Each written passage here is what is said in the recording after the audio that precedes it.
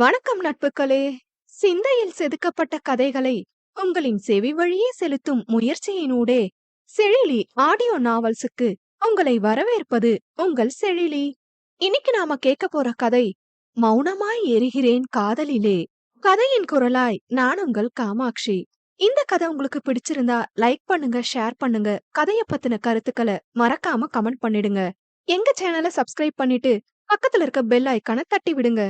அப்பதான் நாங்க போடுற கதைகள் உங்களுக்கு உடனுக்குடனே கிடைக்கும். வாங்க கதைக்குள்ள போகலாம். மௌனம் 16. காதலில் திளைத்துக் கொண்டிருந்த காதல் ஜோடிகள் பிறகு வீடு வந்து சேர்ந்தனர். மாலை ராஜாவோ ரௌத்ரனிடம், மச்சான் எனக்கு கொஞ்சம் வேலை இருக்கு, நான் மதுரைக்கு கிளம்புறேன். நாளை கழிச்சு நீங்க கோர்ட்டுக்கு வரும்போது நான் எல்லாம் ரெடி பண்ணி வச்சிருப்பேன். இன்னைக்கு நான் கிளம்புறேன் என செல்வதாய் கூற, ரௌத்ரனும் சரிடா பாத்துப்போ, எதுக்கும் நீயும் கவனமா இரு என ராஜாவை பத்திரமாக இருக்கும்படி கூற, சரி மச்சான், மலர நாளைக்கு கவனமா பாத்துக்கோ, நீயும் கவனமா இரு, எவிடன்ஸ் பத்திரம் என ரௌத்ரனிடம் கூறிவிட்டு பாட்டியிடமும் போயிட்டு வரேன் என கூறிவிட்டு தன்னவளிடம் கண்களாலேயே கூறிக்கொண்டு விடை பெற்று சென்றான். அந்த நாள் அவ்வாறே கழிய மறுநாள் விடியல் ரௌத்ரனுக்கு சஞ்சலத்தோடு விடிந்தது. ஏனோ மனதில் தவறு நடக்கப் போவதாக உணர்த்த அவனின் மனமோ தன்னிச்சையாக மலரையே நினைத்தது. ஒருவேளை குட்டி பிசாசுக்கு ஏதாவது ஆக போகுதா என மனம் யோசிக்க, அப்படியேனாலும் அவளுக்கு ஆபத்துனா எனக்கே மனசு ஒரு மாதிரி இருக்கு. நம்ம எப்படியும் அவளை காப்பாத்திடுவோம், அது வேற விஷயம். ஆனா அவளை என்ன நான் காதலிக்கவா செய்யறேன், எனக்கு எதுக்கு இப்படி இருக்கு என யோசனையோடே இருந்தான். பிறகு இன்று நிறைய வேலை இருப்பதால் சீக்கிரமாக கிளம்பி காவல் நிலையத்திற்கு சென்று விட்டான். அங்கே மலரோ துயில் கலைந்து பல் துலக்கி காஃபியுடன் வாசலில் அமர்ந்து குடித்துக் கொண்டிருந்தாள். அவன் அலைபேசியை எடுத்தவள் வாட்ஸ்அப்பில் நுழைந்தாள்.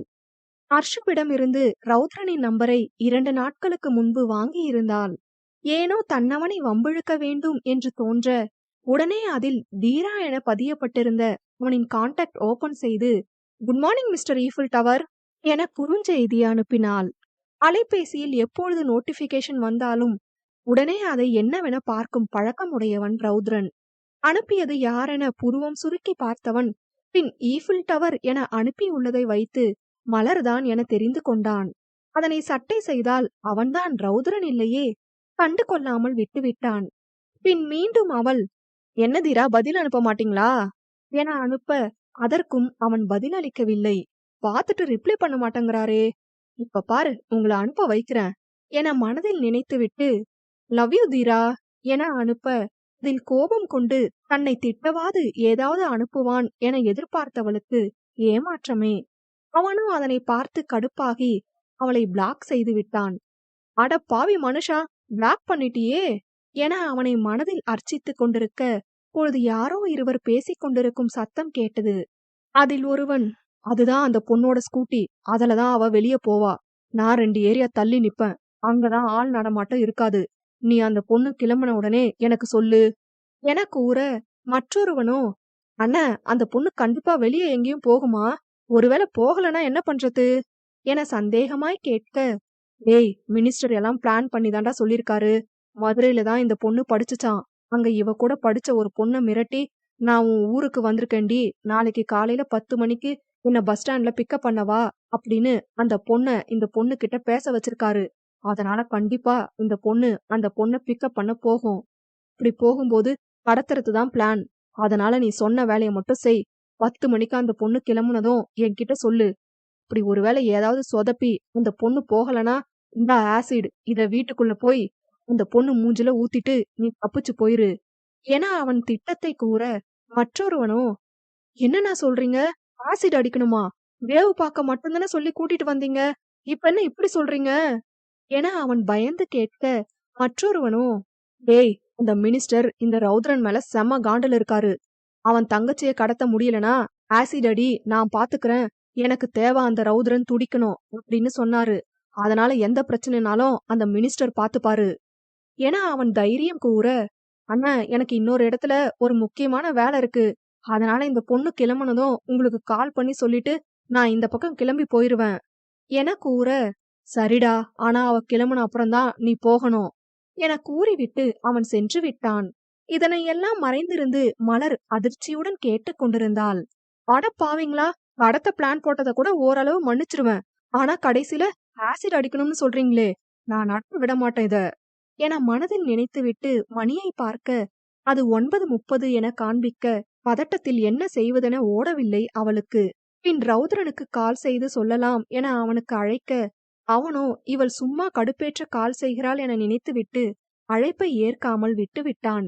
ஐயோ கடவுளை, நான் சும்மா பண்றேன்னு நினைச்சு ஈஃபில் டவர் கட் பண்ணி விடுதே என மனதில் நொந்துவிட்டு மறுபடியும் அழைக்க அவனோ இவளோட தொல்லையா போச்சு என எரிச்சலுடன் மீண்டும் துண்டித்து விட்டான். இவன் எடுக்கவில்லை என்றதும் பின் ராஜாவிற்கு கால் செய்யலாம் என அவனுக்கு அழைக்க அவனோ குளித்து கொண்டிருந்தான். அதனால் அவனும் அழைப்பை ஏற்கவில்லை. நேரம் கடந்து கொண்டே இருந்தது. ஐயோ இப்ப என்ன பண்றது? ஹர்ஷுக்கு கால் பண்ணி வீட்டை பூட்டிட்டு உள்ள இருன்னு சொல்லுவோம் என நினைத்துவிட்டு அவளுக்கு அழைக்க அது சுவிட்ச் ஆஃப் என வந்தது. ஐயோ என்ன பண்ண, எல்லாம் ஒரே நேரம் மக்கு பண்ணுதே, இப்ப என்ன பண்ணலாம்? சரி, வேற வழி இல்ல, நம்ம தான் களத்துல இறங்கணும் என யோசித்தவள் 5 நிமிடத்தில் உடை மாற்றிவிட்டு வந்து பார்த்தாள். அப்பொழுதுதான் அர்ஷு தன் ஸ்கூட்டியை வெளியே எடுத்து கொண்டிருந்தாள். அந்த அடியாள் வேறு இன்னும் நின்று அர்ஷுவை கண்காணித்துக் கொண்டிருந்தான். இவ வேற இந்த பக்கம் பாக்குறாளே, நம்மளும் வெளியே போய் அவகிட்ட பேச முடியாது. கால் பண்ணலாம்னு பார்த்தா இவ உள்ள போறதுக்குள்ள அவன் ஆசிட் அடிச்சுட்டா என்ன பண்ண?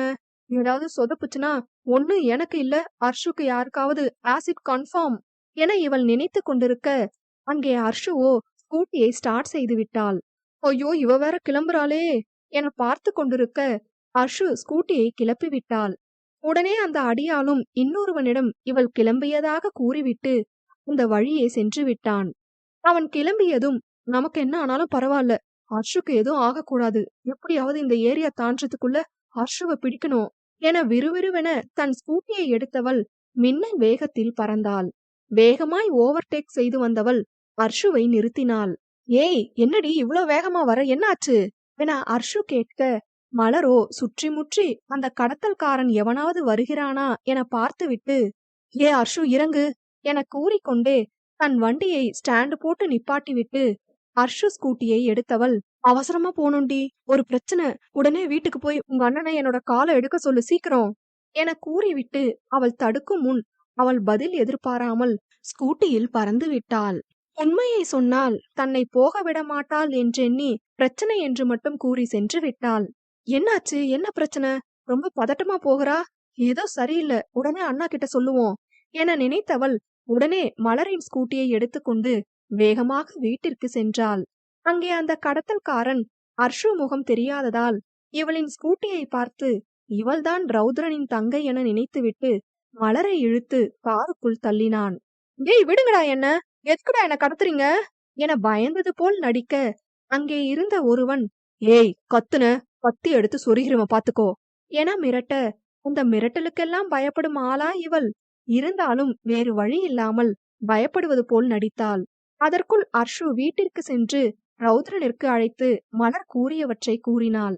ஐயோ இந்த குட்டி பிசாச யாரு போக சொன்னது, பிரச்சனைன்னு தெரிஞ்சு எதுக்கு போறா, யாரு கடத்திருப்பாங்களோ என யோசித்துவிட்டு ரஞ்சித்தை பார்க்க அவனோ பயத்தில் திருட்டு மொழி முழித்தான்.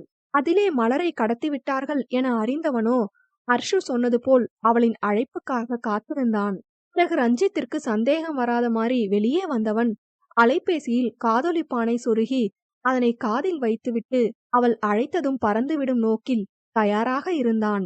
மலரோ யாரும் அறியா வண்ணம் தன் அலைபேசியை எடுத்து லொகேஷன் ஆன் செய்து பின் ரௌத்ரனுக்கு அழைப்பு விடுத்து அட்டன் செய்தவுடன் தன் ஆடைக்குள் போட்டுவிட்டாள். அட்டன் செய்த ரௌத்ரன் என்ன ஆச்சு, எங்க இருக்கு இப்போ என பதறிப்போய் கேட்க அவனுக்கு கேட்டதோ அவளின் இதய துடிப்பின் சத்தம் மட்டுமே.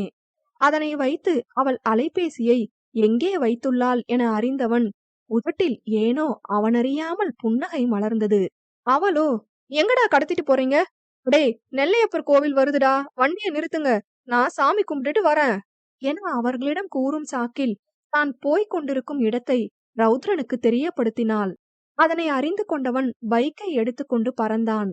உன்னை என்ன சுத்தி காமிக்கவா கூட்டிட்டு வந்திருக்கோம், சாமி கும்பிட நிப்பாட்ட என கடத்தல்காரனில் ஒருவன் திட்டினான்.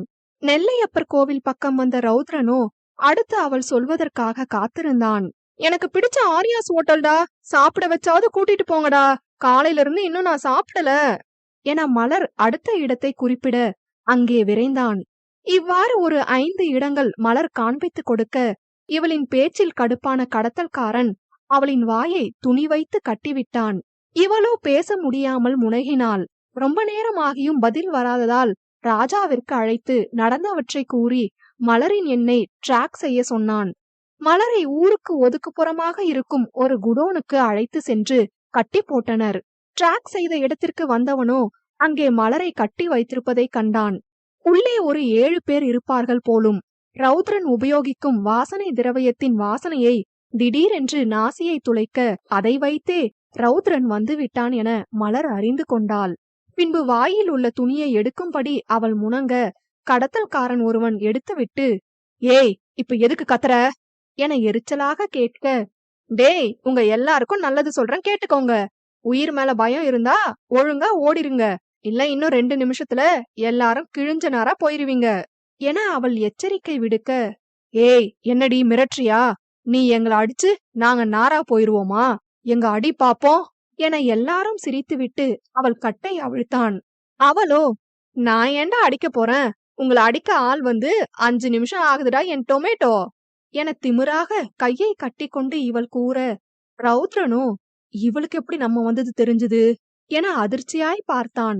என்ன உங்க அண்ணன் ரௌத்ரன் உன்னை காப்பாத்த வருவான்னு கனவு கண்டுட்டு இருக்கியா என அவன் இலக்காரமாக கூற, அவன் கூறிய அண்ணன் என்ற வார்த்தையில் காண்டானவளோ, அடிங்க கொய்யால, யார பார்த்து எனக்கு அண்ணங்கிற உன்ன என அவனின் வாயில் ஓங்கி ஒரு குத்து குத்த, அதில் கோபமானவன் அவளின் முடியை கொத்தாக பிடிக்க, மலர் தீரா என கத்த, அப்பொழுது சரியாக உள்ளே நுழைந்தான் அவளின் தீரன்.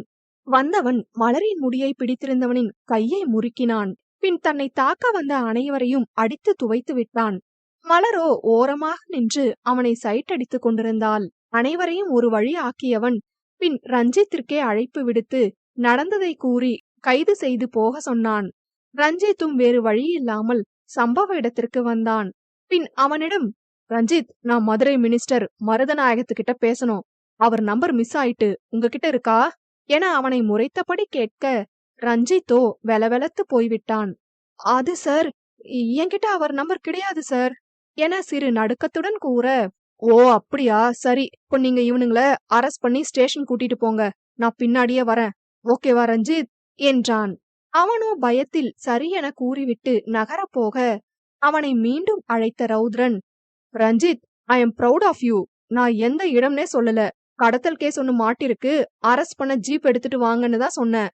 நீங்களே துல்லியமா கண்டுபிடிச்சு வந்துட்டீங்களே, உங்க கடமை உணர்ச்சியை எண்ணி நான் வியக்கேன் என கோபம் கலந்த சிரிப்புடன் வஞ்ச புகழ்ச்சி அணியை கையாண்டு கூற, ரஞ்சித்தோ, ஐயோ நம்மளே காட்டி கொடுத்துட்டோமே என பயத்துடன் அவனின் கால்கள் நடுங்க சென்று விட்டான்.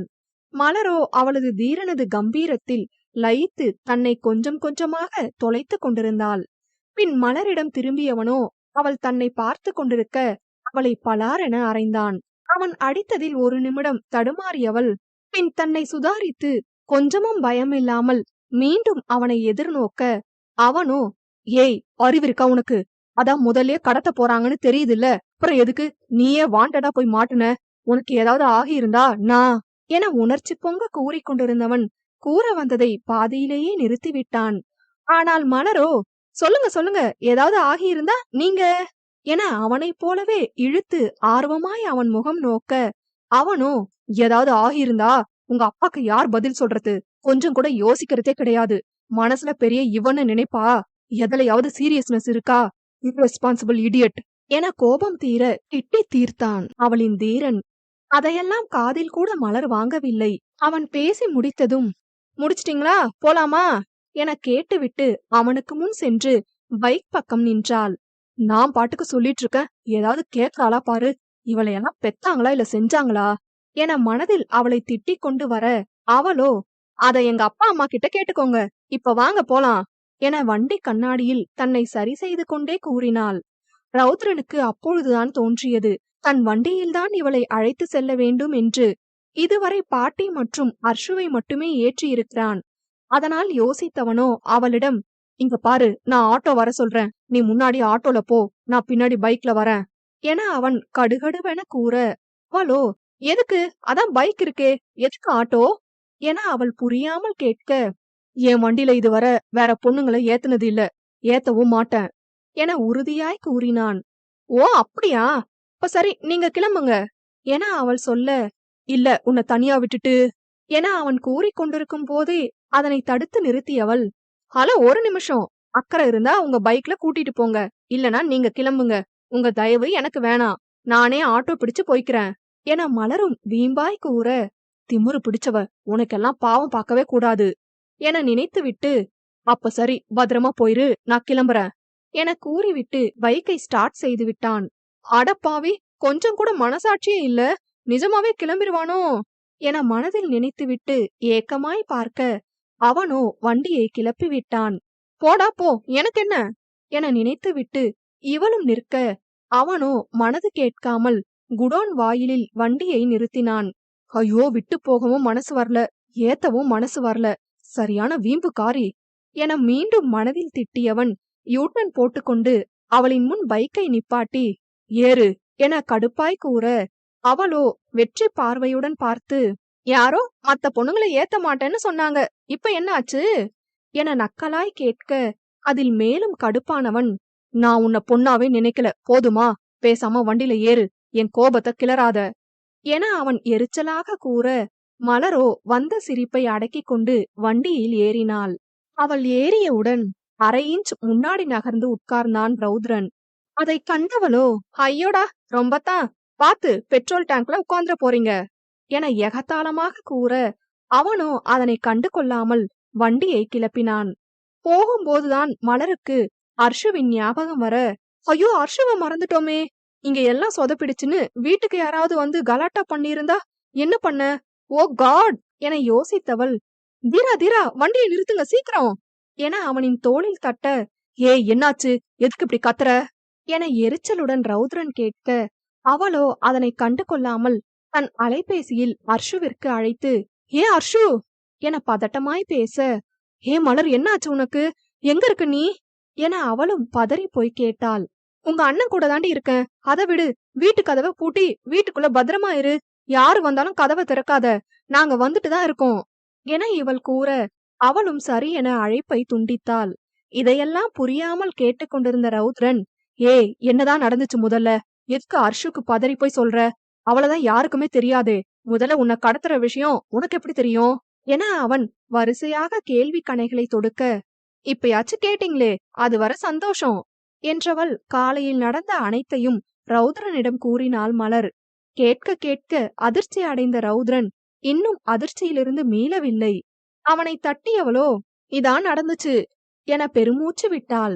அர்ஷுவை கடத்தி இருந்தால் என்ன நடந்திருக்கும் என நினைக்கவே ரௌத்ரனுக்கு குலை நடுங்கியது. ஏதோ மலராக இருந்ததால், அதுவும் மலருக்கு ஏற்கனவே விஷயம் தெரிந்ததனால் தந்திரமாக யோசித்து ரௌத்ரனை வரவழைத்து விட்டாள். அர்ஷுவாக இருந்தால் பதறி போயிருப்பாள். ரௌத்ரனின் கண்களுக்கு இப்பொழுது மலர் தெய்வமாக தெரிந்தாள். அவளின் தியாகத்தை எண்ணி அதிசயித்தான். பின், அப்ப முதல்லயே எனக்கு சொல்லிருக்கலாம்ல, நானாவது வந்திருப்பன்ல, எதுக்கு இப்படி ரிஸ்க் எடுக்கிற என கவலையுடனும் மென்மையாகவும் கேட்டான். அதனை கேட்டவளோ மேல் மூச்சு கீழ்மூச்சு வாங்கி பத்ரகாளியாய் முறைத்தாள் அவனின் தீரனை. அவனோ, நல்லாதானே பேசணும், எதுக்கு முறைக்கிறா என யோசனையுடன் பார்க்க, அவளோ, வேணா, ஏதாவது திட்டிர போறேன், அதுக்குதான் கால் பண்ண, எடுத்தீங்களா நீங்க, அதான் அர்ஷுவ என் காலை உங்க அண்ணனை எடுக்க சொல்லுன்னு அனுப்பி வச்சேன், அப்புறம் தான் கால் அட்டன் பண்ணீங்க என முறைத்து கொண்டே கூற, அப்பொழுதுதான் அவள் அழைப்பை 2 முறை துண்டித்து விட்டது நினைவு வந்து தன்னையே நொந்து கொண்டான். ஏனோ தன்னுடைய அலட்சியத்தினால்தான் இவ்வளவு நடந்துள்ளது என்றெண்ணி வருந்தினான். பிறகு எதுவும் சொல்லாமல் வண்டியை எடுக்க மலரும் ஏறிக்கொண்டாள். வீடு வந்ததும் இறங்கியவள் தன்னவன் முகம் வாடியிருப்பதைக் கண்டு, சும்மாவே மூஞ்சி உருன்னு தான் இருக்கும், இதுல உம்முன்னு வேற வச்சா எப்படி நான் பாக்கறது என வேண்டுமென்றே அவனை வம்பிழுக்க, அவனோ அவளையே அமைதியாக பார்த்தான். மீண்டும் இன்று அறைந்த அறையில் சிவந்திருந்த அவளின் கன்னத்தை. பின் அவளிடம், சாரி, ஒரு வேகத்துல அடிச்சுட்டேன், எவ்வளோ ட்ரை பண்ணியோ கோபம் வந்தா கைய நீட்டாம என்னால இருக்க முடியல, அடிக்கும் போதாவது கோபப்பட்டு உண்மைய அப்பவே சொல்லிருக்கலாம்ல, உன் மேல தப்பு இல்லாம உன்னை அடிச்சிட்டேன். கோவமே வரலையா என் மேல? என மனதார வருந்தி கேட்க, அவளோ வரலையே. ஏன்னா என் மேல உள்ள அக்கறையில தான் அடிச்சீங்கன்னு எனக்கு நல்லாவே தெரியும். அது மட்டும் இல்ல, எப்படியும் வாழ்க்கை முழுக்க இந்த மாதிரி அடிய உங்ககிட்ட அடிக்கடி வாங்க போறேன். அதான் இப்பவே பயிற்சி எடுக்கிறேன் என அவனை பார்த்து கண்ணடித்து கூற, அவனும் இப்பொழுது லேசாக முறைத்தான். ஆ, இந்த முறைப்பு தான் உங்களுக்கு செட் ஆகுது. இப்படியே முறைச்சுக்கிட்டு இருங்க. அப்பதான் உங்களை என்னால சைட் அடிக்க முடியும்.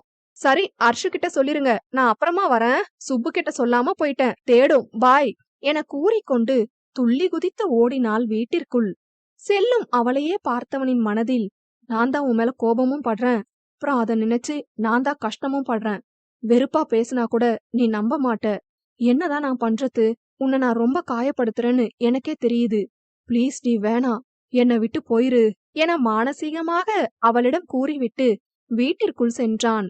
அவனை கண்ட அர்ஷுவும் பாட்டியும் பதட்டமாக என்ன நடந்தது என கேட்க, ரௌத்ரன் நடந்த அனைத்தையும் கூறினான்.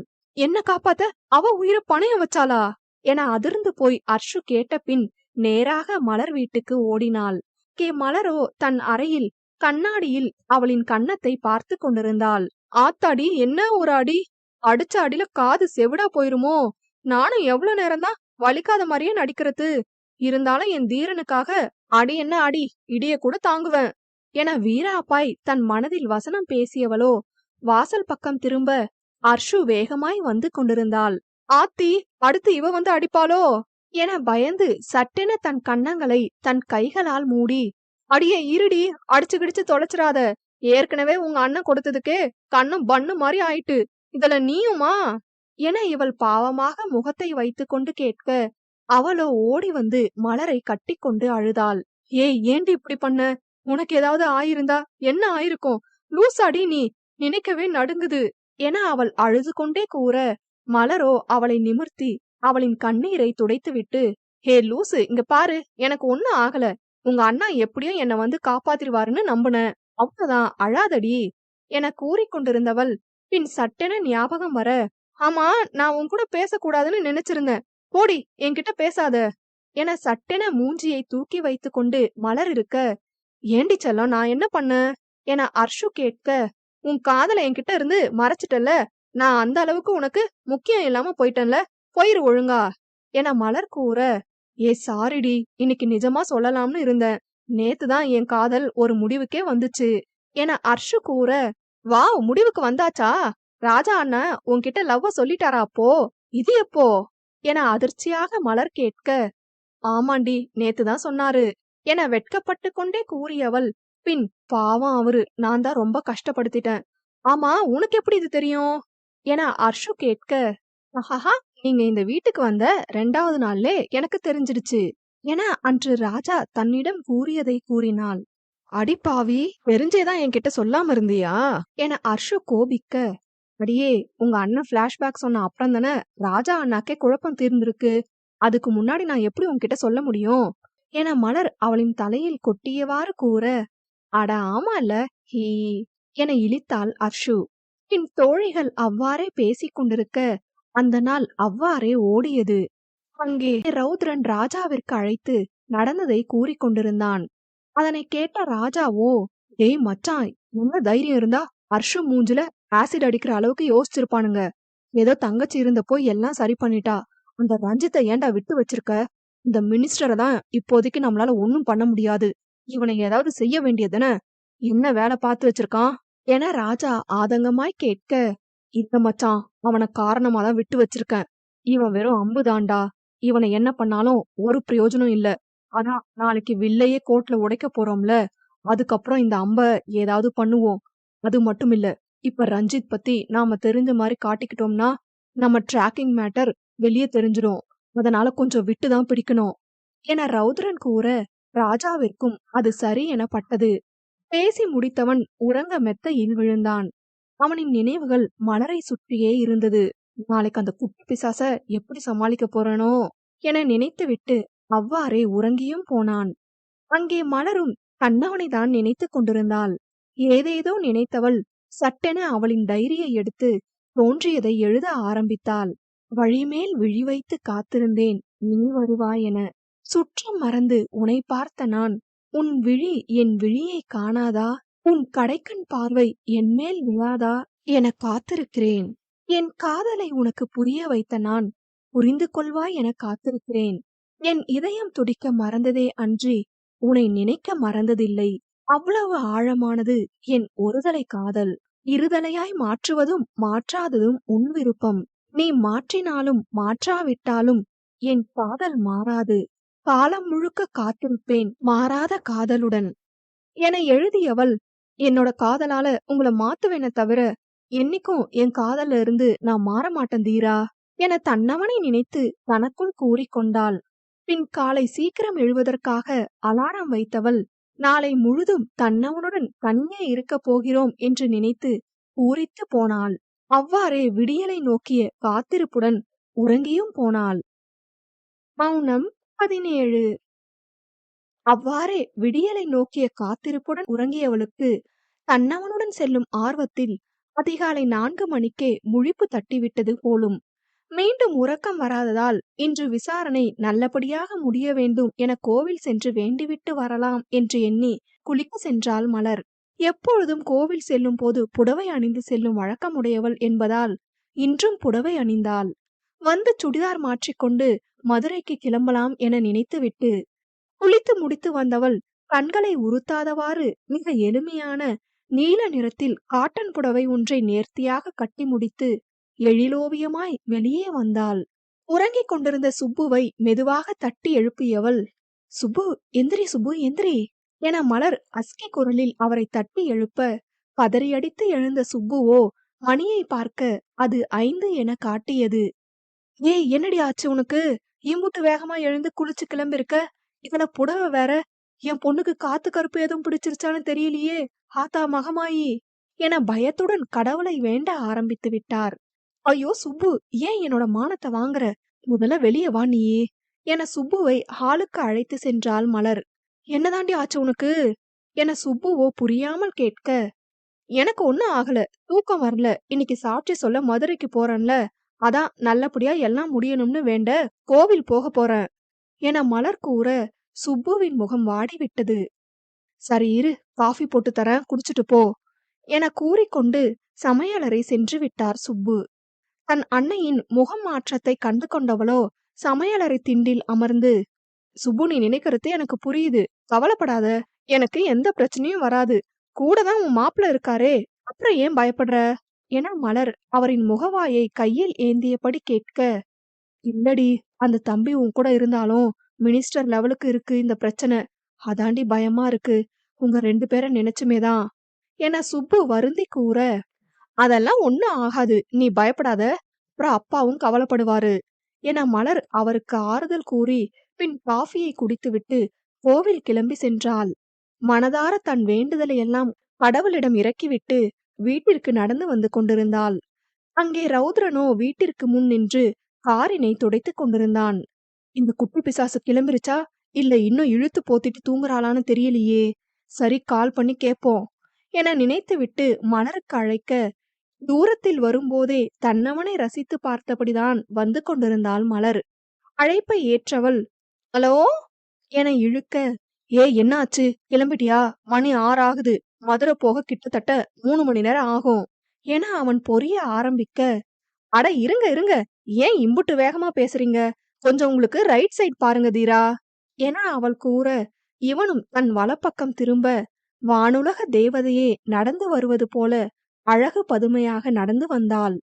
அதிலும் அந்த நீல நிறப்புடவை அவளுக்கு பாந்தமாக பொருந்தி அவளின் அழகுக்கு மேலும் அழகு சேர்க்கும் விதமாயிருக்க ரௌத்ரன் இமைக்க மறந்து பார்த்து கொண்டிருந்தான் தன்னை அறியாமல்.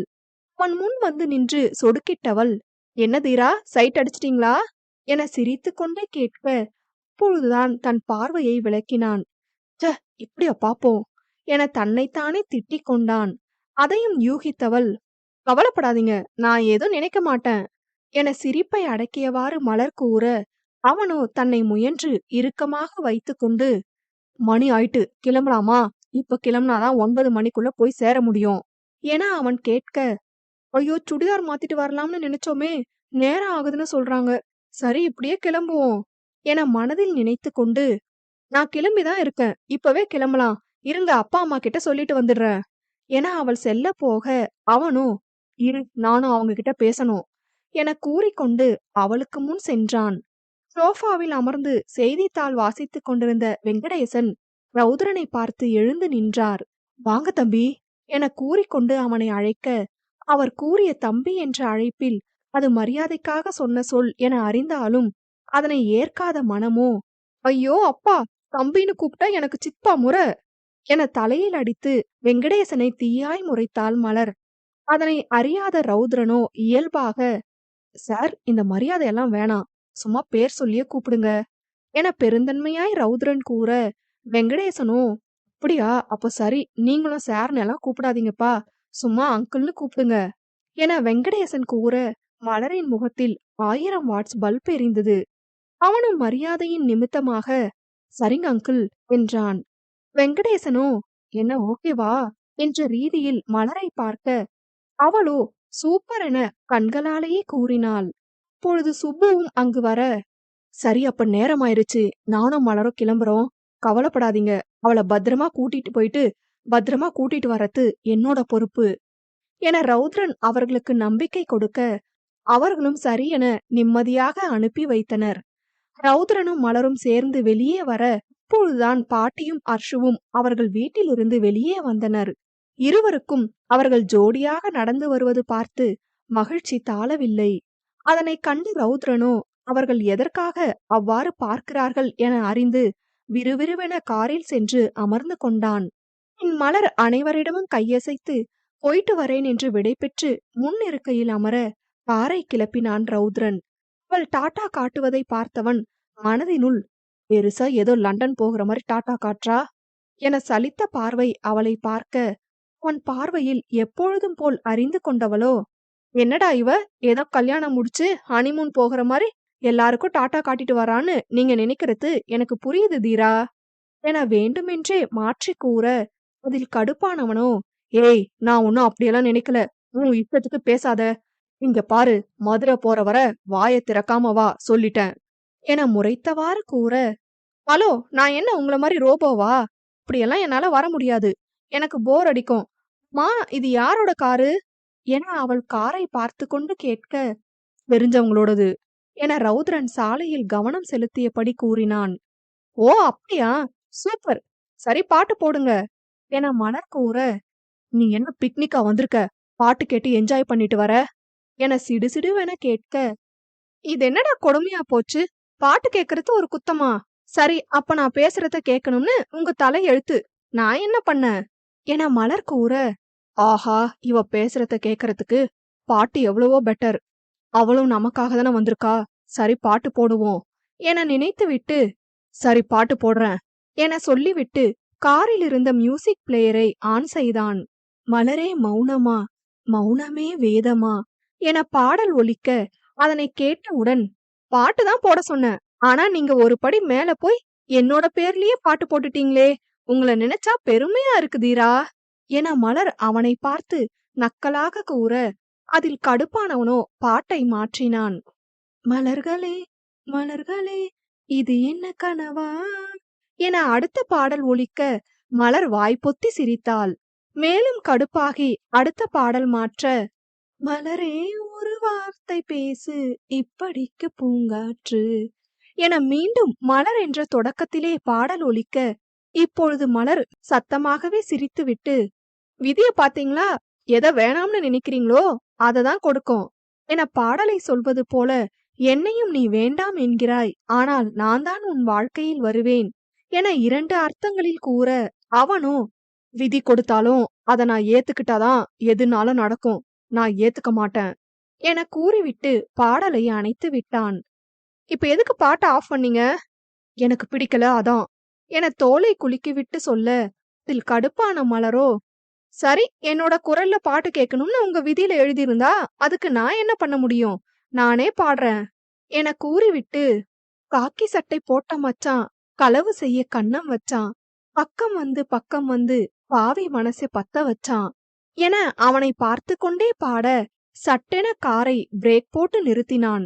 ஏய் ஏன் என்ன இப்படி பாடாப்படுத்துற, என்னால டிரைவ் பண்ண முடியல, தயவு செஞ்சு உன் திருவாயை மூடிட்டு வா என கையெடுத்து கும்பிடாத குறையாக சொல்ல, அவளோ, நானா பாடா படுத்துறேன், நீங்க தான் பாட்டு கேட்க விட மாட்டேங்கிறீங்க என முகத்தை பாவமாக வைத்துக்கொண்டு சொல்ல, எம்மா தாயே, பாட்டு தானே வேணும், நான் போட்டு தொலைறேன் என எரிச்சலாக கூறிவிட்டு மீண்டும் மியூசிக் பிளேயரை ஆன் செய்தான்.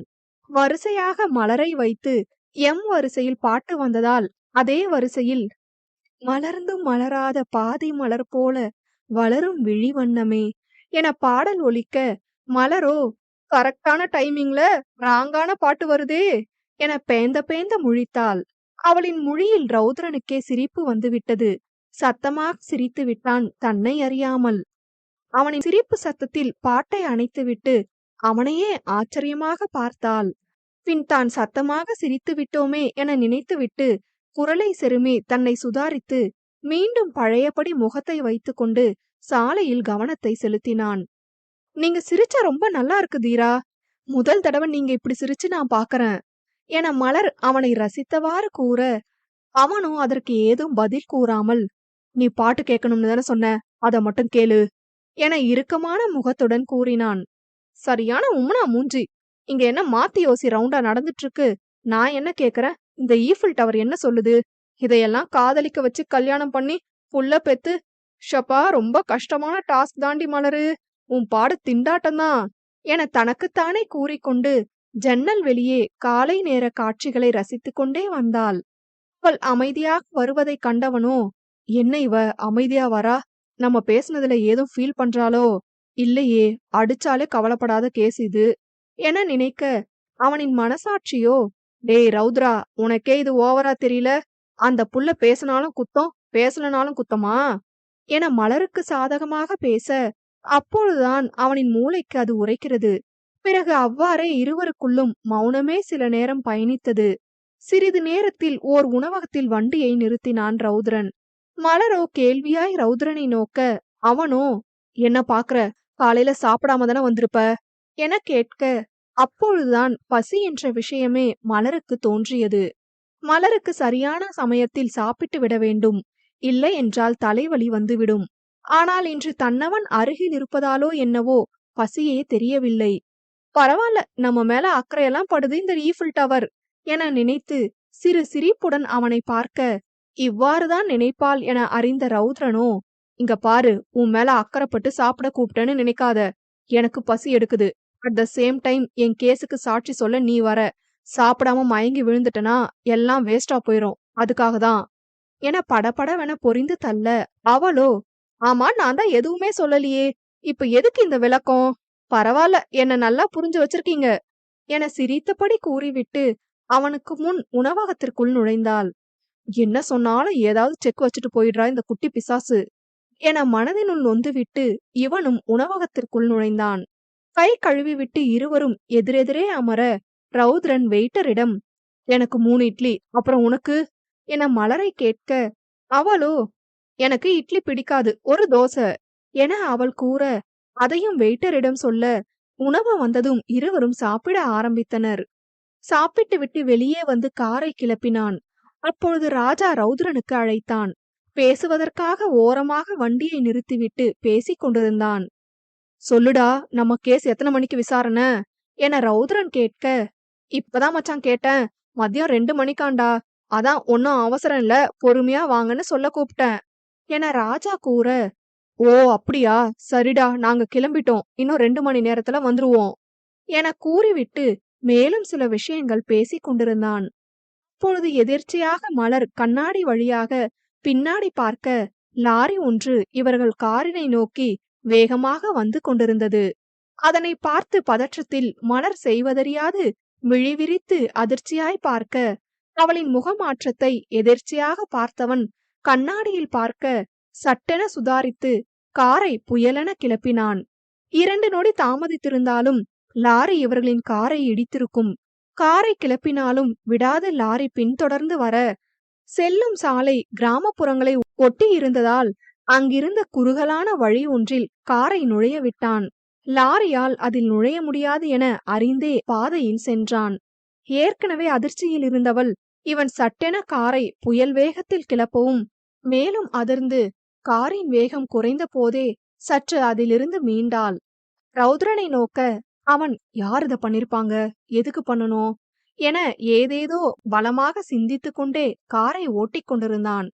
வீரா, என்ன நடக்குது? எதுக்கு அந்த லாரி நம்மள இடிக்க வந்தது?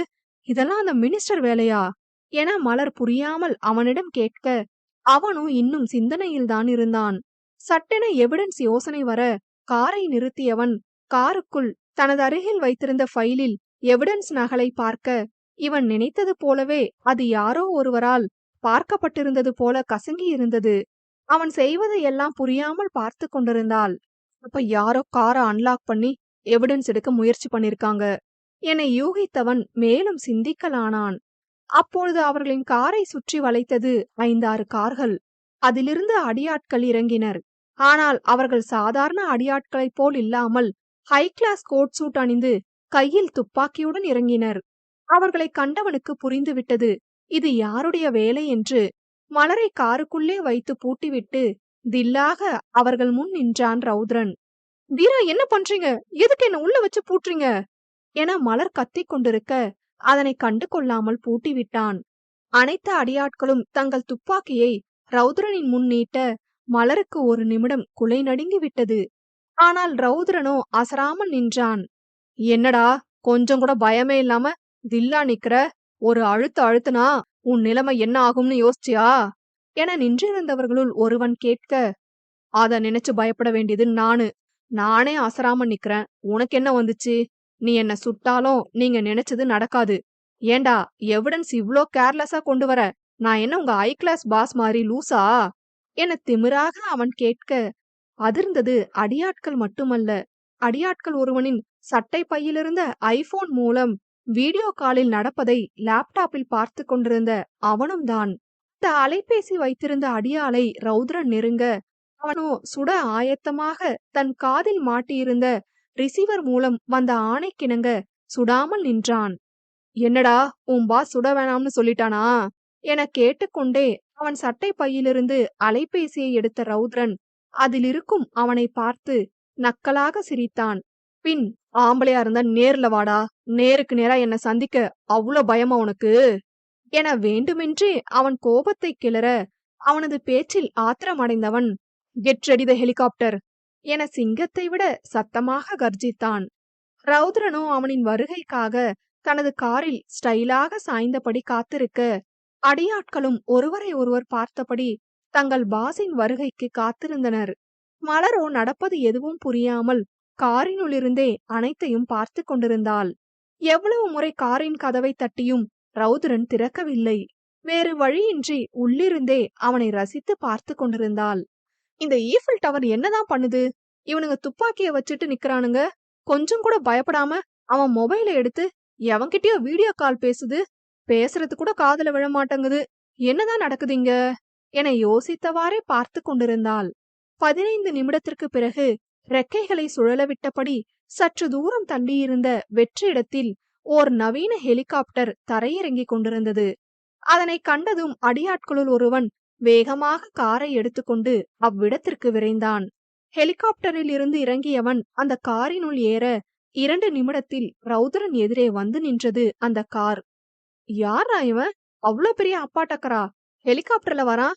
எவனா இருக்கும் என யோசனையோடே காரினுள் இருந்து நடப்பதை கவனித்துக் கொண்டிருந்தாள். தீமைதான் வெல்லும், என்ன நினைத்தாலும் தீமைதான் வெல்லும், எவன் தடுத்தாலும் என பின்னணி பாடல் போடும் அளவிற்கு 6 அடி உயரத்தில் சிவந்த நிறத்தில் கோட் சூட்டுடன் கண்களில் இருந்த கூலிங் கிளாஸை கழட்டியவாறு மங்கையரை மயக்கும் மாயக்கண்ணனாய் 27 வயதில் ஓர் வாலிபன் இறங்கினான். இறங்கியவன் ரௌத்ரனைப் போலவே அவனின் காரில் தன் கைகளை மார்பின் குறுக்கே கட்டிக்கொண்டு ரௌத்ரனை எதிர்கொண்டு பார்த்தான். Welcome mister Ayush, one of the great business man of Mumbai என உனக்கு நான் சளைத்தவன் அல்ல என்ற பார்வையில் ரௌத்ரன் கெத்தாக கூறினான். Thank you mister Raudran, I wonder about your intelligence என வஞ்ச புகழ்ச்சி அணியை பின்பற்றி கைத்தட்டி கூற, உங்கள மாதிரி ஆளுகளுக்கு தான் நான் தேங்க்ஸ் சொல்லணும். நீங்க தானே இப்படியெல்லாம் என்ன யோசிக்க வைக்கிறீங்க மிஸ்டர் ஆயுஷ் என அவன் தொடுத்த அம்பை அவனிடமே ரௌத்ரன் திருப்ப, உங்க தன்னடக்கத்தை எண்ணி நான் வியக்கிறேன். சுத்தி வளைச்சு பேச விரும்பல, நேரா விஷயத்துக்கு வரேன். நல்ல வேலை நான் அனுப்புன லாரி கிட்ட இருந்து நீ தப்பிச்சுட்ட. எனக்கு இப்போ உன்னை கொல்ல மனசு வரல. உன்னோட புத்தி கூர்மைய இன்னும் சோதிச்சு பார்க்க விரும்புறேன். என்ன கையும் களவுமா பிடிக்க நானே பெர்மிஷன் கொடுக்கறேன். இப்போதைக்கு நீ என்ன பத்தி தெரிஞ்சு வச்சது ஒரு 10% தான். அத நீ தாராளமா கோர்ட்ல சப்மிட் பண்ணலாம். முடிஞ்சா உன் இன்வெஸ்டிகேஷனை யூஸ் பண்ணி என்ன முழுசா பிடி. அப்ப ஒத்துக்கிறேன் மிஸ்டர் ரவுத்ரன் கிரேட் போலீஸ் ஆபீசர்னு என அவன் சவால் விட, எக்ஸலண்ட். இப்ப நான் ஒன்னு சொல்றேன் கேட்டுக்கோ என ஏதோ கூற வந்தவன் பின் ஏதோ யோசித்து கூறுவதை நிறுத்திவிட்டு, இல்ல நான் சவால் விட இது கரெக்டான டைம் இல்ல. நேரம் வரும்போது சொல்றேன். இன்னும் கெத்தா. அண்ட் ஒன் மோர் திங், உன்னை கையும் களவுமா பிடிக்க உன்னோட பெர்மிஷன் எனக்கு தேவையில்ல என கூறிவிட்டு அவனை திமிராக பார்த்தான். ஆயுஷோ, I am waiting for your challenge. என்ன பத்தி தெரிஞ்சு வச்சிருக்கிற நீ என்னோட சவால் பத்தியும் தெரிஞ்சு வச்சிருப்பன்னு நினைக்கிறேன் என தன் தோளை குலுக்கி விட்டபடி கூறினான். ரொம்ப நல்லாவே தெரியும். மீட் யூ சூன் என ஆயுஷிடம் கூறிவிட்டு காரை எடுத்துக்கொண்டு கிளம்பினான் ரவுத்ரன். நடந்த அனைத்தையும் ஊமை படம் பார்ப்பது போல் பார்த்த மலருக்கோ ஏகப்பட்ட கேள்விகள் மூளைக்குள் ஓடி அவளை இம்சித்தது. தீரா ப்ளீஸ், என்னதான் நடக்குதுங்க? தயவு செஞ்சு சொல்லுங்க. யோசிச்சு யோசிச்சு குழம்பி போய் சாட்சிய வேற மாதிரி சொல்லிட போறேன் என மலர் புலம்ப, வந்தவன் பேர் ஆயுஷ், மும்பைல கிரேட் பிசினஸ்மேன். அந்த மினிஸ்டர் பாக்குற கேடி வேலைகளுக்கு இவன் தான் மூல காரணம் என சாலையில் கவனம் செலுத்தியபடி ரவுத்ரன் கூறினான். இவன் காரணமா? எப்படி? நீங்க எப்ப இத கண்டுபிடிச்சுங்க? சொல்லவே இல்லை இத என தலையும் புரியாமல் வாலும் புரியாமல் கேட்டாள். எனக்கே இப்பதான் தெரியும் என சாதாரணமாய் கூறினான். ஐயோ தீரா ப்ளீஸ், ஏற்கனவே குழம்பி போயிருக்கேன், இன்னும் என்ன குழப்பாதீங்க என மலர் கெஞ்சாத குறையாக கேட்க, லாரி மோத வரும்போது ஒருவேளை அந்த மினிஸ்டர் தான் இப்படி பண்ணிருக்கானோன்னு எனக்கு சந்தேகம் வந்துச்சு. அப்புறம் அந்த அடியாட்கள் எல்லாரும் நம்மள ரவுண்ட் பண்ண அப்புறம்தான் இது அந்த மினிஸ்டர் வேலை இல்லைன்னு தோணுச்சு. இந்த ஆயுஷ பத்தி ஏற்கனவே விசாரிச்சு பார்த்திருக்கேன். ஏதோ இல்லீகல் பிசினஸ் பண்றான்னு தெரியும். ஆனா என்ன பண்றான்னு தெரிஞ்சுக்க எனக்கு வாய்ப்பு கிடைக்கல. அவன் ரொம்ப ஹை கிளாஸ். பார்த்ததன ரவுடிங்ல கூட ஹை கிளாஸா வச்சிருக்கான்னு. அத வச்சுதான் அவன்னு கெஸ் பண்ணேன். எல்லாரும் மொபைல பேண்ட் பாக்கெட்ல வச்சிருக்கான். ஒருத்த மட்டும் கேமரா தெரியற மாதிரி சட்ட பாக்கெட்ல வச்சிருந்தான். அத வச்சுதான் அவன் பாத்துட்டு இருக்கான்னு தெரிஞ்சுது. அவனை பொறுத்தவரை ஒரு விஷயம் அவனுக்கு எதிரா நடந்தா போட்டு தள்ளிட்டு போயிட்டே இருப்பான். அதே யாராவது அவனை எதிர்த்து சவால் விட்டா அத ரசிப்பான். அது மட்டும் இல்ல, அந்த சவால்ல மேக்சிமம் ஜெயிச்சிருவான்.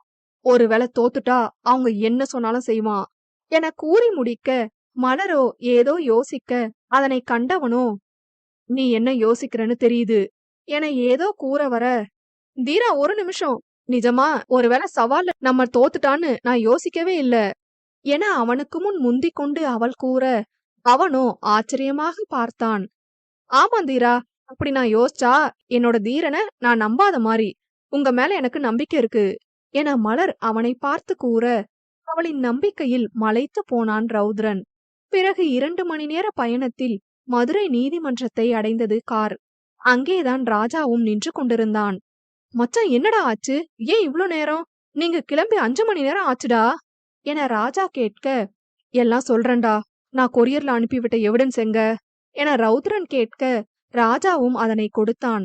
அதனை வாங்கிய ரவுத்ரனோ, இப்போதைக்கு இது நமக்கு தேவைப்படாது என கூறிக்கொண்டு மலரிடம், இங்க பாரு, நீ அந்த அசோக் சம்பந்தமான சாட்சி மட்டும் சொல்லி முடிச்சுட்டா நம்ம கிளம்பிடலாம் என மிகவும் சாதாரணமாக கூறினான். அதனை கேட்டு அதிர்ச்சி அடைந்த ராஜாவோ, என்னடா மச்சான் சொல்ற? கஷ்டப்பட்டு கண்டுபிடிச்சதன அந்த மினிஸ்டரை இதை விட்டா பிடிக்க நல்ல சான்ஸ் கிடைக்காதுடா என ராஜா கூற, ரவுத்ரனோ, நமக்கு பெரிய திமிங்கலம் மாட்டிருக்கு, அதோட சேர்த்து இந்த மீனையும் புடிச்சிடலாம், இப்ப விட்டு தள்ளு, ஆனா இதுவும் நமக்கு தேவைப்படும் என கூறிவிட்டு மற்றதை முடிக்க உள்ளே சென்றான். என்னம்மா இவன் இப்படி சொல்லிட்டு போறான்? என்ன நடந்துச்சு என ராஜா கேட்க, மலரோ, இந்த கேஸ் முடியட்டும்னா எல்லாம் பொறுமையா சொல்றேன், அவர் எது பண்ணாலும் ஏதாவது காரணம் இருக்கும் என மலர் கூறிவிட்டு, இந்த ஈஃபில் டவருக்கு மட்டும் எப்படிதான் இப்படி யோசிக்க முடியுதோ என தன்னவனை நினைத்து வியந்து கொண்டிருந்தாள். மௌனம் 18. 2 மணிக்கு இவர்களது வழக்கு விசாரணைக்கு வந்தது. மலர் சாட்சி கூற அவர்கள் தரப்பு வக்கீல் மலர் சம்பவ இடத்தில் இருந்ததற்கான வீடியோ ஆதாரங்களை சமர்ப்பிக்க, அனைத்தையும் கருத்தில் கொண்டு நீதிபதி, ஆக காவல்துறை தரப்பில் அளிக்கப்பட்ட வீடியோவில் இருப்பது இங்கே நிற்கும் செல்வி மலர்நிதி என்றும் அவர் சம்பவத்தை நேரில் கண்டுள்ளார் என்பதும் உறுதிப்படுத்தப்படுகிறது. அதன் மூலம் குற்றவாளி அசோக் தான் இதனை செய்துள்ளார் என்பதும் நிரூபணமாகியுள்ளது. எனவே இபிகோ பிரிவு 354 படி பெண்களை பலவந்தமாக கடத்த முயற்சித்த குற்றத்திற்காக குற்றவாளிக்கு 2 ஆண்டுகள் கடுங்காவல் தண்டனையும் நீதிமன்றத்திற்கு அபராதமும் வழங்கும்படி இந்த நீதிமன்றம் உத்தரவிடுகிறது என தீர்ப்பளித்தார். அவை கலைந்து வெளியே அனைவரும் வர மினிஸ்டரோ முறைப்புடனும் அதே சமயம் குழப்பத்துடனும் ரவுத்ரனை பார்த்தார். என்ன மினிஸ்டர் சார், டிரான்ஸ்ஃபர் பண்ணியும் இவன் அடங்காம இப்படி பண்ணிட்டானேன்னு கோவம் வருதா? தப்பு செஞ்சதுக்கு தண்டனை கிடைச்சே தீரும். இந்த ரவுத்ரன் கிட்ட இருந்து தப்பிக்க முடியாது என கூறிக்கொண்டு மூவரும் வெளியே சென்றனர். காரில் மூவரும் ஏற நேராக ஓர் உணவகத்தில் நிறுத்தினான் ரவுத்ரன். மூவரும் சாப்பிட அமர்ந்ததும், மச்சான் என்னதாண்டா நடந்துச்சு, இப்பவாச்சும் சொல்லு என ராஜா கேட்க ரவுத்ரன் நடந்த அனைத்தையும் கூறினான். அந்த ஆயுஷ் தான் இதுக்கெல்லாம் காரணமா? இப்ப கண்டிப்பா அவன் இதுக்கும் மேல ஏதாவது பண்ணிட்டு இருக்கான், அப்படிதானே என ராஜா கேட்க, எஸ் யூ ஆர் கரெக்ட். அதனாலதான் இப்ப அந்த எவிடன்ஸ் எதுவும் நான் கோர்ட்ல சப்மிட் பண்ணல. இத வேற மாதிரி கொண்டு போய் அவன் தப்பிக்க வாய்ப்பு இருக்கு. அவன் அவ்வளோ சாதாரணமானவன் இல்ல. அண்ட் இப்போ அவன் தமிழ்நாடு வர என்ன காரணமா இருக்கும்? இதெல்லாம் நான் வெறும் இன்ஸ்பெக்டரா மட்டும் இருந்து என்னால கண்டுபிடிக்க முடியாது என யோசித்தபடி ரவுத்ரன் கூற, ஆமா மச்சான், நம்ம இத பத்தி கமிஷனர் ராஜசேகர் கிட்ட பேசுவோம். அவர் கண்டிப்பா நமக்கு ஏதாவது உதவி பண்ண வாய்ப்பு இருக்கு என ராஜா கூற, பொறுத்திருந்து பாப்போம் என கூறிவிட்டு மூவரும் சாப்பிட்டு கொண்டிருந்தனர். அங்கே அந்த மினிஸ்டரோ ஆயுஷை சந்திக்க சென்றான். ஆயுஷ் தான் இருக்கும் இடத்தை மிகவும் பாதுகாப்பாய் வைத்திருப்பான்.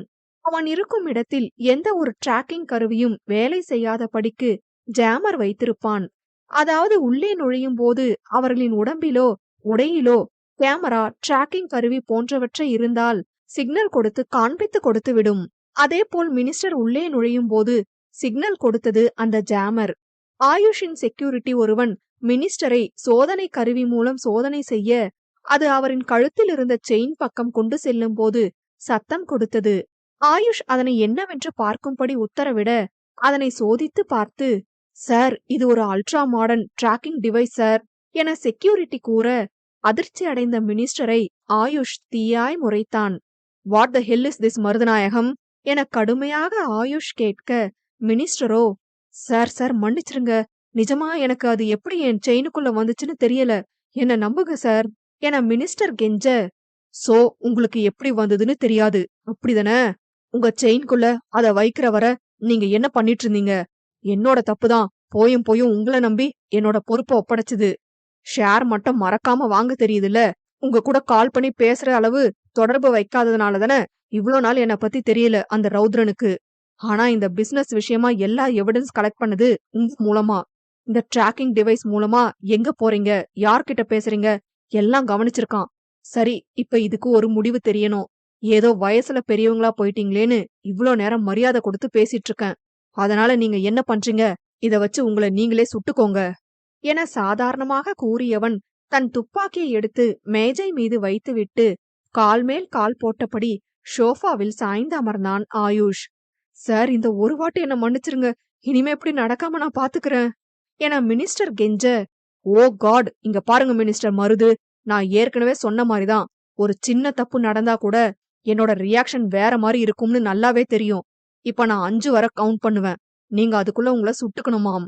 அப்படி இல்லனா ஜெயிலுக்குள்ளேயே உன் பையனை நான் போட்டு தள்ளிருவேனாம். எப்படி வசதி என அசால்ட்டாக கேட்க மினிஸ்டரோ பீதியில் உறைந்து நின்றார். My countdown starts. 1 2 3 4 5 your time's up என கூறிக்கொண்டு மொபைலை எடுத்து அவர் பையனை கொலை செய்ய சொல்ல அலைபேசியை எடுத்த சமயம் டமார் என சத்தம். ஆம், மினிஸ்டர் தன்னைத்தானே சுட்டுக் கொண்டார். நடந்தவற்றை அவனின் அடியால் ஒருவன் வீடியோ எடுத்திருந்தான். அவன் அதை ஆயுஷிடம் கொடுக்க அதனை கண்ட ஆயுஷோ, வெரி பிரிட்டி என அனுதாபமாக பார்த்து கூறிவிட்டு, லெட்ஸ் கோ கைஸ் என ஆணையிட்டபடி காரில் ஏறி சென்றான். செல்லும் வழியில் ரவுத்ரனுக்கு அழைத்தான். அங்கே சாப்பிட்டுக் கொண்டிருந்தவனுக்கு அழைப்பு வர, என்ன புது நம்பரா இருக்கு என மனதில் நினைத்தபடி அழைப்பை ஏற்று காதில் வைத்தான். அலோ மிஸ்டர் ரவுத்ரன் என கம்பீரமான குரல் கேட்க குரலை வைத்தே அது ஆயுஷ் தான் என யூகித்த ரவுத்ரனோ, எஸ் சொல்லுங்க த கிரேட் பிசினஸ் மேன் என்றான் மிடுக்காய். பரவாயில்ல, ஸ்மார்ட் மூவ். இப்போ எவிடன்ஸ் சப்மிட் பண்ணாம என்ன மொத்தமா கையும் களவுமா பிடிச்சிட்டு அப்புறம் அந்த மினிஸ்டரையும் என் கூட சேர்த்து கூண்டுல ஏத்தலாம்னு பிளான் போட்டிருக்க. I will appreciate your confidence என ஆயுஷ் அவனை பாராட்டுவது போல் கூற, எஸ் தேங்க்யூ. அண்ட் இப்போ விடுறேன் என்னோட சவால. உன்னை கையும் களவுமா நான் பிடிச்சு காட்டுறேன். ஐ சேலஞ்ச் யூ என திமிராக ரௌத்ரன் கூறினான். Very good. இதத்தான் நான் எதிர்பார்த்தேன். And you know one thing, இந்த ஆயுஷ் ஆல்ரெடி கேம ஸ்டார்ட் பண்ணிட்டான். Go and see the breaking news dude என கூறிவிட்டு ஆயுஷ் அழைப்பை துண்டிக்க சட்டென தன் அலைபேசியில் செய்திகள் ஒளிபரப்பாகும் சேனலை பார்க்க அதில் மதியம் 3:30 மணி அளவில் மதுரை அமைச்சர் மருதநாயகம் தன் மகன் சிறை சென்ற அவமானம் தாங்க முடியாமல் மதுரை மாநகரின் ஒதுக்குப்புறமாக இருக்கும் ஓர் கட்டிடத்தில் தன்னைத்தானே சுட்டுக்கொண்டு தற்கொலை செய்து கொண்டார் என பிரேக்கிங் நியூஸ் வர அதனை கண்டு மூவரும் அதிர்ந்தனர். மச்சான், என்னடா இது? மினிஸ்டர் ஏன் சூசைட் பண்ணணும் என அதிர்ந்து கேட்க, இல்ல மச்சான், இவன் தான் சூசைட் பண்ண வச்சிருக்கான் என ரௌத்ரன் யோசித்தபடியே கூற, என்ன தீரா சொல்றீங்க என மலரும் புரியாமல் கேட்க, ஆமா, என் கெஸ் சரியா இருந்தா இந்நேரம் நான் அந்த மினிஸ்டர் செயின்ல வச்ச டிராக்கிங் சிப் அவன் கண்டுபிடிச்சிருப்பான். அந்த மினிஸ்டர் கேர்லெஸ்ஸா இருந்ததுனாலதான் அவன் மாட்டிக்கிட்டான்னு மினிஸ்டரை மிரட்டி சூசைட் பண்ண வச்சிருப்பான் என ரௌத்ரன் தன் யூகத்தை கூற, மலரோ அந்த மினிஸ்டர் ஏன் அவனுக்கு பயப்படணும் என புரியாமல் கேட்க, வேற என்ன இருக்க போது, அவன் பையன் அசோக கொன்றுவன்னு மிரட்டியிருப்பான் என ராஜா கூற, எஸ் கரெக்ட். அவன் கூட பார்ட்னர்ஷிப் போட்டவங்க யாராவது ஏதாவது சின்ன தப்பு செஞ்சா கூட போட்டு தள்ளிருவான். அவன் அமைதி காக்கிற ஒரு விஷயம் சேலஞ்ச் மட்டும்தான் என ரௌத்ரன் ஆயுஷை பற்றி கூற, எவ்வளவு தைரியம் இருந்தா ஒரு போலீஸ்கிட்டே நான் தான் கொலை பண்ணேன்னு திமிரா சொல்லுவான். இத வச்சு அவனை எதுவும் பண்ண முடியாதா தீரா என மலர் ஆதங்கமாய் கேட்க, இல்ல முடியாது. ஒண்ணு அந்த மினிஸ்டர் சைட்ல இருந்து யாராவது கம்ப்ளைண்ட் கொடுக்கணும். இத சூசைட்னு வேற நம்ப வச்சுட்டான். நம்ம ஏதாவது பெருசா பிளான் பண்ணணும் என யோசித்துக் கொண்டே கூறினான் ரௌத்ரன். நாளைக்கே கமிஷனர் கிட்ட நான் பேசுறேன். நீங்க 2 பேரும் முதல்ல கிளம்புங்க. தங்கச்சிய பத்திரமா கூட்டிட்டு போ என ராஜா கூற, சரிடா, நாங்க இப்ப கிளம்புறோம். முடிஞ்சா நாளைக்கே நான் மறுபடியும் வர்றேன். 2 பேரும் கமிஷனர் கிட்ட பேசுவோம். அதுக்கு முன்னாடி அவன் எங்க பிசினஸ் பண்ண போறான்னு கண்டுபிடிக்கணும் என கூறிக்கொண்டே கிளம்பினான். மலரும், சரிங்கண்ணா, நீங்களும் ஜாக்கிரதையா இருங்க என கூறிவிட்டு அவளும் ரௌத்ரனுடன் சென்றாள். ரௌத்ரன் காரை கிளப்ப இருவரும் திருநெல்வேலி நோக்கி பயணமாயினர்.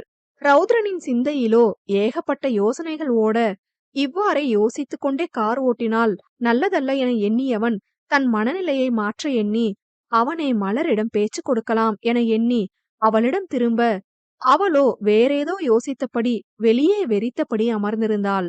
நமக்குதான் யோசிக்க நிறைய இருக்கு, இந்த குட்டி பிசாசு என்ன யோசிக்குது என நினைத்தபடி, மேடம்க்கு அப்படி என்ன சிந்தனை என ரௌத்ரன் சாலையில் கவனம் செலுத்தியபடி அவளிடம் வினவ, அவளோ, என்ன இது, ஈஃபில் டவர் பேசுச்சா, ஒருவேளை பிரம்மையோ என நினைத்துவிட்டு ரௌத்ரனை சந்தேகமாக பார்க்க அவனோ சாலையில் கவனம் கொண்டிருந்தான்.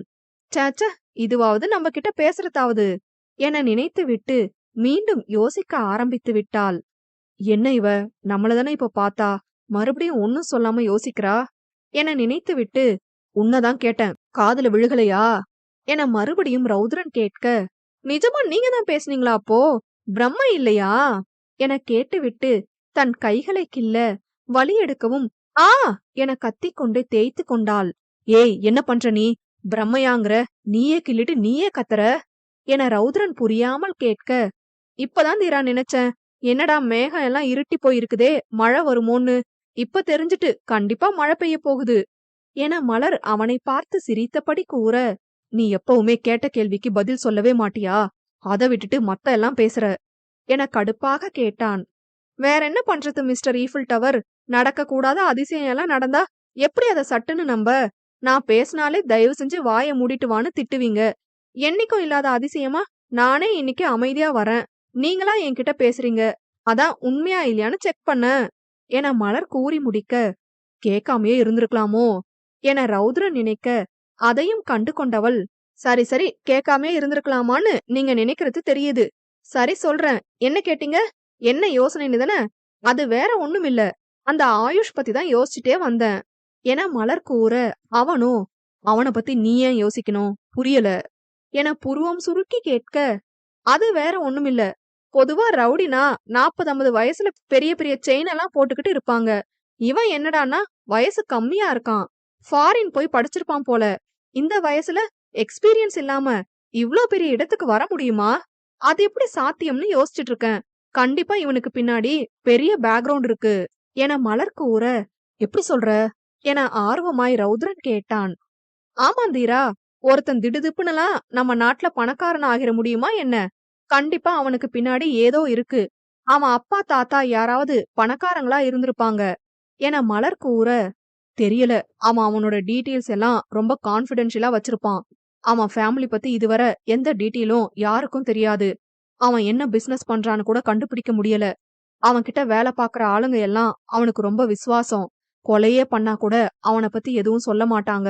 எதையும் ரொம்ப யோசிச்சு ஸ்மார்ட்டா பண்ணுவான் என ரௌத்ரன் அவனை பற்றி தெரிந்தவற்றை அவளிடம் கூறினான்.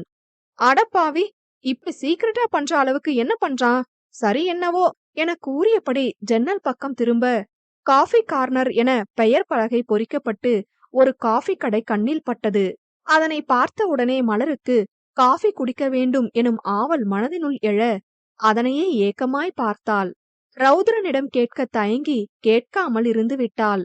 கார் அந்த கடையை கடந்து சென்றது. பெருமூச்சு விட்டபடி திரும்ப அதனை கண்டு கொண்ட ரௌத்ரனோ காரை யூட்டன் போட்டு திருப்பினான். என்னாச்சு தீரா, எதுக்கு காரை திருப்புறீங்க? நேரா தானே போகணும் என மலர் புரியாமல் அவனிடம் கூற, அவனோ நேராக அந்த காஃபி கார்னர் முன் காரை நிறுத்தினான். அவளோ ஆச்சரியமாக அவனை பார்க்க, அவனோ அவளை கண்டு கொள்ளாமல், ஏதாவது குடிச்சிட்டு போலாம், டயர்டா இருக்கு என கூறியபடி காரை விட்டு இறங்கினான். நமக்காக நிறுத்தினாரா, இல்ல அவருக்கும் காஃபி குடிக்கணும்னு தோணுச்சான்னு தெரியலையே. எப்படியோ நமக்கு காஃபி கன்ஃபார்ம் என மகிழ்ச்சியாய் உள்ளே சென்றாள். இருவரும் எதிரெதிரே அமர்ந்தனர். வெயிட்டர் வந்து ஆர்டர் கேட்க மலர் காஃபி என்று சொல்ல, ரௌத்ரனுக்கு காஃபி என்றாலே பிடிக்காது. டீ மட்டுமே குடிப்பான். இங்கே டீ கிடைக்காது என தெரிந்திருந்தும் அவளுக்காக வந்தோம் என்ற உண்மை தெரியக்கூடாது என நினைத்துவிட்டு வேண்டுமென்றே ஒரு டீ ஒரு காஃபி என ஆர்டர் கொடுக்க, வெயிட்டரோ, சாரி சார், இது காஃபி கார்னர், டீ இங்க கிடைக்காது, ஒன்லி காஃபி என கூற, ஓ அப்படியா, சரி அப்போ ஒரு காஃபி மட்டும் என மலருக்கு மட்டும் ஆர்டர் கொடுக்க, அவளோ, ஏன் தீரா, உங்களுக்கு காஃபி பிடிக்காதா என கேட்க, சுத்தமா பிடிக்காது, டீ மட்டும்தான் குடிப்பேன், அதுவும் எப்பயாச்சும் தான் என கூற, மலரோ நம்பாமல் சந்தேகமாக, அப்ப நிஜமா இங்க காஃபி மட்டும்தான் கிடைக்கும், டீ கிடைக்காதுன்னு உங்களுக்கு தெரியாது, அப்படிதானே? எனக்காக ஒண்ணும் வரல அதானே என சிரிப்பை அடக்கியபடி கேட்க, ஏய் என்ன பேசுற நீ? இதுல எதுக்கு நான் பொய் சொல்லணும்? உனக்கு காஃபி பிடிக்கும்னே இப்ப நீ சொல்லிதான் தெரியும். நான் வரும்போது கடை பேரையெல்லாம் பார்க்கல என எங்கோ பார்த்தபடி கூற, மலரோ நக்கலாக சிரித்தாள். பிறகு வெயிட்டர் காஃபி கொண்டு வர மலர் ரசித்து ருசித்து குடித்தாள். அவள் ஒவ்வொரு மிடரும் போது சத்தம் வர பக்கத்து டேபிளில் இருந்தவர்கள் ஒருமுறை திரும்பி பார்த்துவிட்டு மீண்டும் திரும்பி விட்டனர். அதனை கண்ட ரௌத்ரனோ, என்ன பண்ற, சத்தம் போடாம குடி, எல்லாரும் பாக்குறாங்க என அவன் கண்டிக்க, அட போங்க தீரா, இப்படி உறிஞ்சு உறிஞ்சு குடிச்சாதான் நல்லா இருக்கும். யார் பார்த்தா எனக்கு என்ன, எனக்கு பிடிச்சிருக்கு, நான் பண்றேன். காஃபி குடிக்கிறதெல்லாம் ஒரு கலை தெரியுமா? அதெல்லாம் உங்களுக்கு எங்க தெரிய போகுது என கூறிவிட்டு மீண்டும் காஃபியை உறிந்து குடிக்க ஆரம்பித்தாள். ஏனோ அந்த செயல் ரௌத்ரனை ரசிக்க செய்தது. பின், என்னடா பிடிக்கலன்னு சொல்லிட்டு ரசிக்கிற என அவனின் மனசாட்சி கேள்வி கேட்க வேறு பக்கம் திரும்பிக் கொண்டான். பின் அவளிடம், அவ்வளோ பிடிக்குமா காஃபினா, அப்படி என்ன இருக்கு அதுல என சலித்தபடி கேட்க, அப்படி என்ன இருக்குதா, போங்க தீரா, நீங்க வேற. டிகாஷன் கொஞ்சம் அதிகமா, சுகர் கொஞ்சம் கம்மியா போட்டு கசப்பா குடிக்கதான் ரொம்ப பிடிக்கும். ஒவ்வொருத்தருக்கும் ஒவ்வொன்னு போதை, எனக்கு காஃபில போதை. யூ நோ ஒன் திங், காஃபிய பத்தி ஒரு கவிதை கூட எழுதிருக்கேன், சொல்லவா என கேட்டுவிட்டு அவன் பதில் கூறும் முன்னமே கவிதை கூற ஆரம்பித்தாள். காஃபி என்னை புதுப்பிக்கும் புத்துணர்ச்சியே, அதிகாலையும் உன்னுடன், அந்தி மாலையும் உன்னுடன், சோர்வை நீக்கி இளைப்பாற செய்யும் இனிய பானமே, உன் நறுமணத்தால் சிக்குண்டு காத்திருக்கிறேன், உன்னை சுவைக்கும் தருணத்தை எதிர்பார்த்து, இப்படிக்கு காஃபியின் காதலி என ரசனையாக கூறி முடிக்க அவனும் அதனை ரசிக்கத்தான் செய்தான். ஆனால் மனதினுள், அதை கேட்டு ஏதாவது நம்மை பாராட்டுவான் என மலர் எதிர்பார்க்க, அவனோ, அது சரி, ஆனா காஃபி ரொம்ப குடிக்க கூடாது, ஹெல்த்துக்கு நல்லதில்ல என அவன் கூற, சரியான மாங்கா ஏதாவது அப்ரிஷியேட் பண்ணுதா பாரு என மனதினுள் அவனை அர்ச்சித்து விட்டு வெளியே, ஆஹா அதெல்லாம் தெரியும். ஆனாலும் டேஸ்ட கண்ட நாக்கு விட மாட்டேங்குது. நான் இப்படிதான், எனக்கு ஒண்ணு பிடிச்சிருச்சுன்னா அவ்ளோ சீக்கிரம் விட்டுற மாட்டேன் என இருபொருள் பட கூற அதனை கேட்டவன், நான் அப்படி இல்ல. ஒரு தடவை வேணாம்னு முடிவு பண்ணிட்டா அத மறுபடியும் ஏத்துக்க மாட்டேன். டைம் ஆயிடுச்சு, கிளம்பலாம் என கூறிக்கொண்டே பில் பே பண்ணிவிட்டு வெளியே வந்தான். மலர் காரினுள் ஏற மீண்டும் பயணம் ஆரம்பித்தது. சென்று கொண்டிருந்த சிறிது தூரத்தில் மழை பெய்ய ஆரம்பித்தது. மலரோ ஜன்னல் வழியே மழையை ரசித்துக் கொண்டே வந்தாள். ஒரு கட்டத்திற்கு மேல் பொழியும் மழையில் கார் ஓட்ட சிரமமாக இருந்ததால் காரை ஓரமாக நிறுத்தினான். அது ஒரு கிராமம் போலும். பச்சை பசேலென்று வயல்வெளியும் ஒரு குடிசை வீடும், அதன் வெளியே அந்த வீட்டு பெண்மணி ஒருவர் தன் அழும் குழந்தையை வெளியே வேடிக்கை காட்டிக்கொண்டே சமாதானம் செய்து கொண்டிருந்தார். ஒரு சின்ன டீ கடையும் இருந்தது. கிராமத்து சிறுவர்கள் மழையில் ஆட்டம் போட்டுக் கொண்டிருந்தனர். அதை பார்த்ததும் மலருக்கும் மழையில் நனைய வேண்டும் என்ற ஆவல் எழும்ப காரை விட்டு வெளியே இறங்கினாள். ஏன் எதுக்கு இறங்குற என ரௌத்ரன் கேட்க, தீரா ப்ளீஸ் தீரா, எனக்கும் மழையில நனையணும்னு ஆசையா இருக்கு ப்ளீஸ் என கூறியவாறே இறங்கி சென்று விட்டாள் அச்சிறுவர்கள் ஆடும் இடம் நோக்கி. ரௌத்ரனோ, சொன்னா மட்டும் கேட்கவா போறா, இன்னும் சின்ன பிள்ளை மாதிரி பண்ணிட்டு இருக்கா என மனதில் நினைத்துவிட்டு இவனும் இறங்கி விறுவிறுவென மழையில் நனையாதபடிக்கு ஓடி டீ கடையில் நின்றான். அவளோ மிக்க மகிழ்ச்சியாய் மழையில் ஆட்டம் போட்டுக் கொண்டிருந்தாள். குழந்தை அழுது கொண்டே இருக்கவும் விளையாட்டு காட்டினாள். அப்படியும் அது அழுகையை நிறுத்தாததனால் பாட்டு பாட ஆரம்பித்தாள். சின்ன சின்ன மழை துளிகள் சேர்த்து வைப்பேனோ, நான் மின்னல் ஒளியில் நூலெடுத்து கோர்த்து வைப்பேனோ என அவளுக்கு மிகவும் பிடித்த என் சுவாச காற்றே படத்தில் அரவிந்த் சாமி பாடும் அந்த பாடலை மழையை ரசித்துக் கொண்டே பாடினாள். குழந்தை கூட தன் அழுகையை நிறுத்திவிட்டு அவளை ரசித்து சிரித்தது. நம் ரௌத்ரன் மட்டும் விதிவிலக்காய் என்ன? அவனும் டீ குடித்தவாறே அவளை ரசிக்கத்தான் செய்தான். பாட்டின் இடையிடையே மலரும் தன்னவனை ரசிக்காமல் இல்லை. அவளும் அவள் பணியை செவ்வனே செய்தாள். அவ்வாறே பாடி முடிக்க சிறுவர்கள் அனைவரும் கைத்தட்டினர். பிறகு ஓரளவு மழை நின்றிருக்க ரௌத்ரன் கிளம்பலாம் என கூற மலரோ, டாடா பாய் குட்டீஸ் என சிறுவர்களுக்கு டாடா காண்பித்துக் கொண்டே காரில் வந்து ஏறினாள். ரௌத்ரன் காரை கிளப்ப தயாராக அந்த நேரம் மலரோ, தீரா எனக்கு தலை சுத்துது, மயக்கமா வருது என கூறிக்கொண்டே காருக்குள் மயங்கி சரிந்தாள். மௌனம் 19. அவள் மயங்கி சரிவதைக் கண்டவனுக்கு என்ன செய்வதென்றே தெரியவில்லை. மனதினுள் ஏதோ ஒருவித பயம் சூழ பதறிக்கொண்டு, நிதி, ஹே நிதி, என்னாச்சு? எந்திரிடி நிதிமா என தன்னை மீறி தன் மனதில் இருந்த வார்த்தைகள் பயத்தின் வெளிப்பாட்டால் வெளியே வர பதறியவாறே அவளின் கன்னம் தட்டி எழுப்ப அவளிடம் அசைவே இல்லை. பயத்தில் உள்ளம் நடுங்கியது ரௌத்ரனுக்கு. காரில் வைத்திருந்த தண்ணீர் பாட்டிலை எடுத்து தண்ணீரை அவளின் முகத்தில் தெளித்து, நல்லதனடி இருந்த, என்னடி ஆச்சு திடீர்னு? கண்ணு முழிச்சு பாரு நிதி என தொடர்ந்து அவனின் இரும்பு கைகள் அவளின் பட்டு கன்னத்தில் தட்டியவாறே பதறியது. ஆனால் மயங்கி இருந்தவளோ, இல்லை இல்லை, மயங்கியது போன்று நடித்து கொண்டிருந்தவளோ, இது போதும் எனக்கு, என் தீரனோட மனசுல நான் இருக்கேன், அவர் என்ன நிதின்னு கூப்பிட்டாரு, ஐயோ எனக்கு ரொம்ப சந்தோஷமா இருக்கு என நினைத்து குதூகலித்தவளுக்கு அவன் அவளின் கன்னத்தில் தட்டுவது லேசாக வலி எடுக்க ஆரம்பித்தது. போதும்டி மலரு, இதோட உன் நடிப்ப நிறுத்திக்கோ. அவர் அக்கறையில தட்டுற தட்டே உனக்கு வலிக்குதுன்னா இப்ப நடிப்புன்னு தெரிஞ்ச அப்புறம் அவன் கொடுக்க போற அறை எப்படி இருக்கும்னு யோசிச்சுக்கோ. எதுக்கும் ரெடி ஆயிரு என மனதினுள் நினைத்துவிட்டு மெதுவாக கண்ணை திறந்து அவள் பார்க்க அவனுக்கோ அப்பொழுதுதான் மூச்சே வந்தது போல் இருந்தது. இதழ் குவித்து மூச்சை வெளியிட்டவன், கண்ணு முழிச்சிட்டியா? என்னாச்சு? ஏன் மயக்கம் போட்ட? உடம்புக்கு எதுவும் பண்ணுதா? ஹாஸ்பிட்டல் போவோமா என இன்னும் அவளின் மயக்கம் உண்மை என்று நம்பியவாறே அவன் வருத்தமாய் கேட்க மலருக்குதான் ஒரு மாதிரி ஆகிவிட்டது. அவனின் அக்கறை அவளுக்கு மகிழ்ச்சியை தந்தாலும் அவன் வருத்தமாக கேட்பது மலரின் மனதை பிசைந்தது.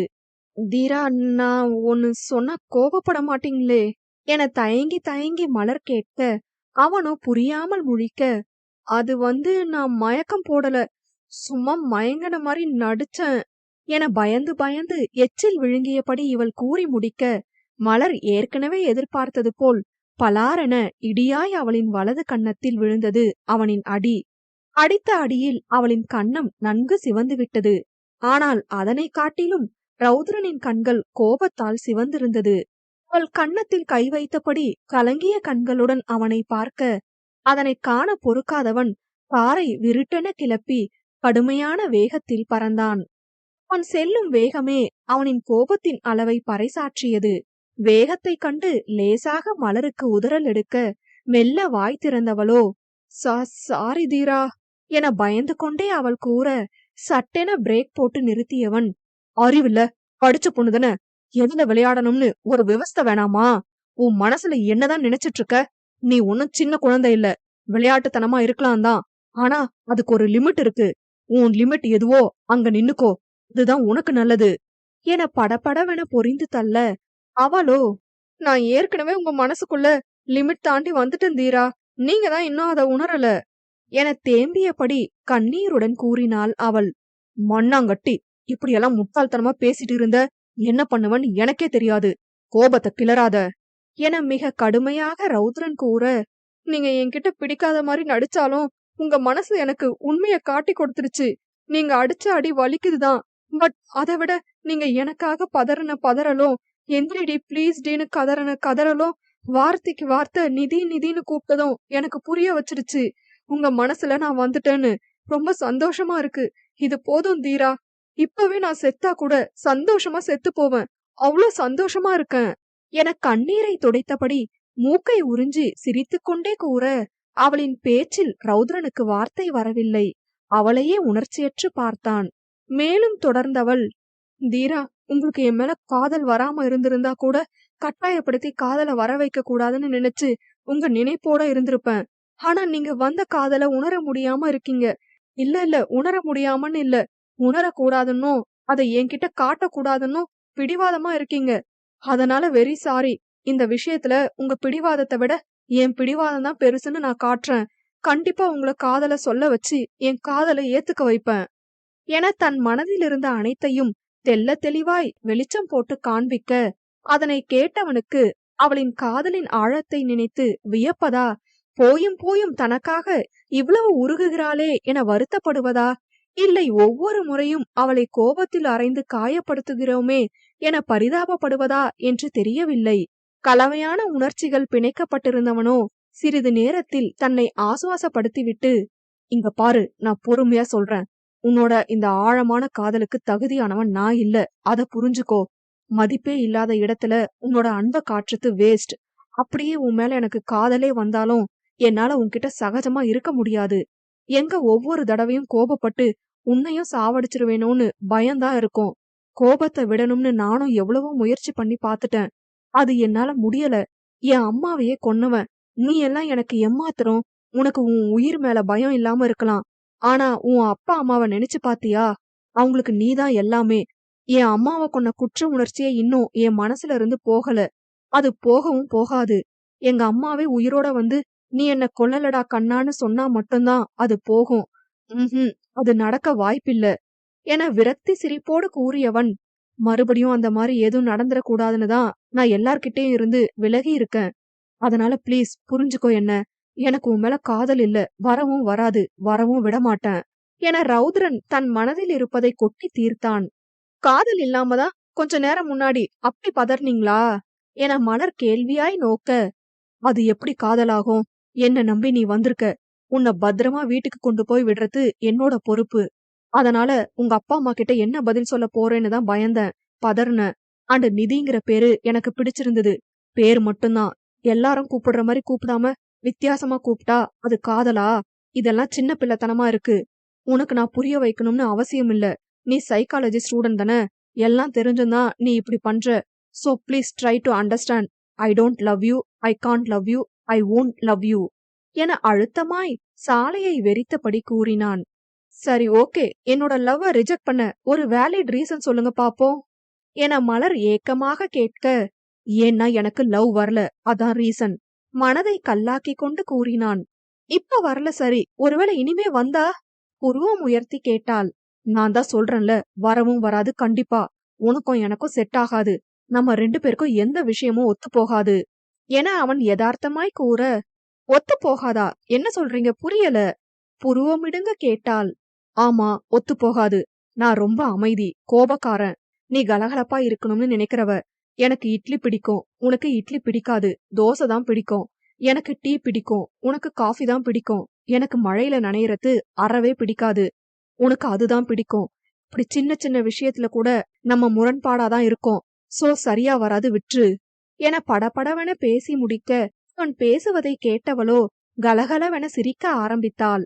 இப்ப எதுக்கு சிரிக்கிற என்றான் அடக்கப்பட்ட கோபத்துடன். பின்ன என்ன தீரா, இதெல்லாம் ஒரு காரணம்னு சொல்லி காமெடி பண்ணா சிரிக்காம என்ன பண்றது?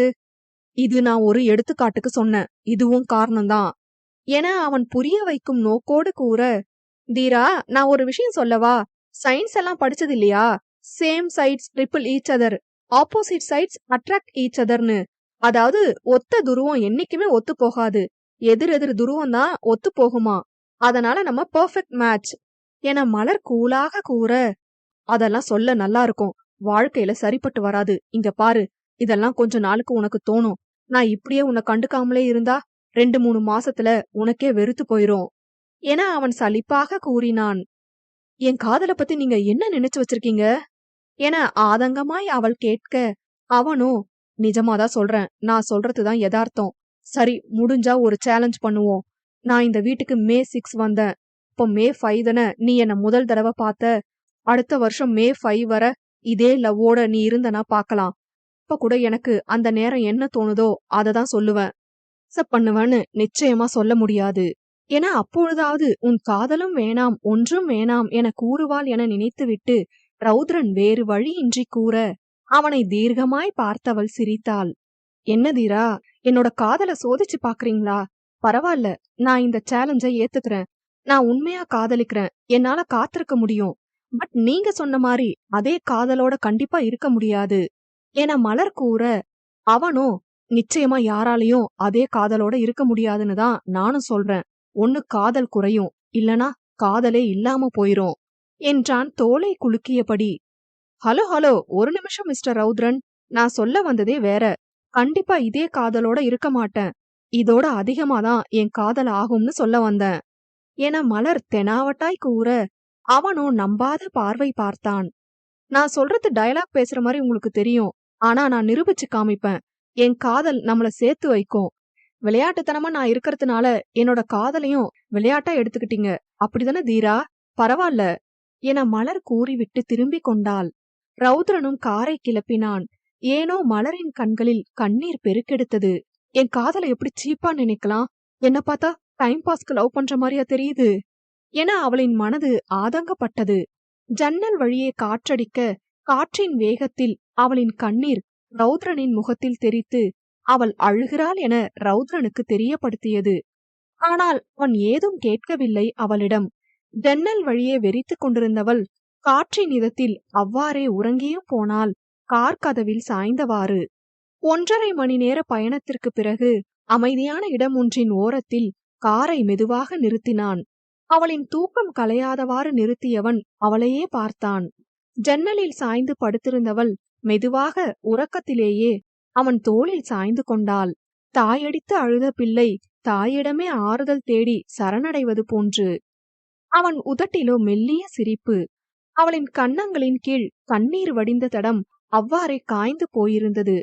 அடித்த அடியில் கன்னமும் சிவந்து கன்றி போயிருந்தது. அவளை அந்நிலையில் பார்க்க மனம் வலித்தது. மெதுவாக அவளின் கன்னத்தை வருடியவன் அவளை பார்த்தவாறே தனக்குள் பேசிக்கொண்டான். ஏண்டி இவ்ளோ லவ் பண்ற என்ன? உன்னை நான் கஷ்டப்படுத்துறேன்ல. உன் காதல் உண்மைன்னு எனக்கு தெரியுது. ஆனா வேணாம்டி, நான் உனக்கு வேணாம் நிதி. எப்ப வேணாலும் என்ன வேணாலும் ஆகலாம் எனக்கு. நீ சந்தோஷமா இருக்கணும். 1 வருஷம் கழிச்சு என்ன, எத்தனை வருஷம் கழிச்சுனாலும் நீ இதே காதலோட இருப்பன்னு எனக்கு நீ பேசுறதுலயே நல்லா தெரியுது. ஆனா அது நடக்க கூடாது. நீ என்ன மறக்கணும். மறந்துடுடி என்ன, ப்ளீஸ். நிஜமா நீ மயங்கும் போது எப்படி துடிச்சேன்னு எனக்கு தெரியும். என்ன அறியாம உள்ள இருந்து வந்துச்சு. ஆமாண்டி, நீ சொல்ற மாதிரி நீ எனக்குள்ள வந்துட்டதான். என் மனசும் உன்னை தேடுதுதான். ஆனா வேணாம், உன்னை அடிச்சே கொன்றுவேன்னு பயமா இருக்குடி. கண்டிப்பா என் வாழ்க்கையில உன்னை நான் கொண்டு வரமாட்டேன், அது மட்டும் உறுதி. என் வாழ்க்கையில வந்த முதல் காதலும் நீதான், கடைசி காதலும் நீதான்.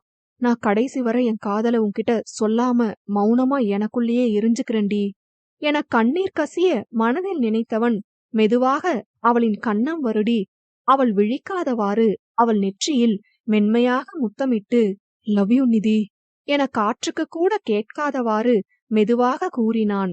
ஆழ்ந்த உறக்கத்தில் இருந்தவளுக்கு என்ன தோன்றியதோ தெரியவில்லை.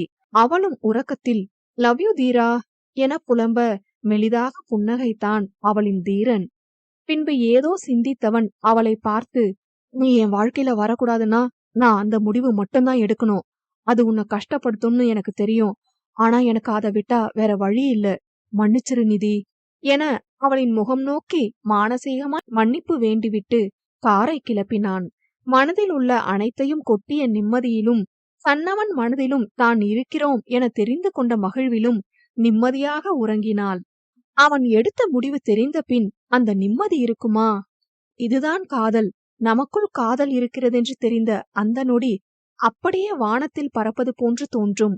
உண்மையான காதல் என்றால் தினமும் பார்த்து சிரித்து கொஞ்சி பேசுவது மட்டுமல்ல, மனதில் சுமந்து நினைவுகளிலேயே வாழ வேண்டும். தன்னாலும் தன் கட்டுக்கடங்காத கோபத்தினாலும் தன்னவளுக்குதான் பிரச்சனை என தன்னுடைய காதலை அவளிடமிருந்து மறைத்து அவளின் நினைவுகளுடனே வாழ்ந்து விடலாம் என்று நினைக்கும் ரௌத்ரனின் காதல். ஏன் வந்தது, எப்படி வந்தது, எப்பொழுது வந்தது என்று தெரியாமல் காதல் வந்து குறுகிய காலத்தில் அக்காதல் அவளின் உயிர் வரை தாக்கி அவனால் தான் காயப்பட்டாலும் பரவாயில்லை என்று நினைத்து அவனின் காதலுக்காக மட்டுமே ஏங்கும் அவனின் நிதியின் காதல். இருவரின் காதலும் சேருமா? விதியின் விடைதான் என்னவோ. மௌனம் 20. ஏதோ முடிவெடுத்தவனாக காரை கிளப்பி வீடு நோக்கி செலுத்தினான் ரௌத்ரன். வீட்டை அடைய இன்னும் அரை மணி நேரம் இருக்கும் பட்சத்தில் கண் விழித்தாள் மலர்.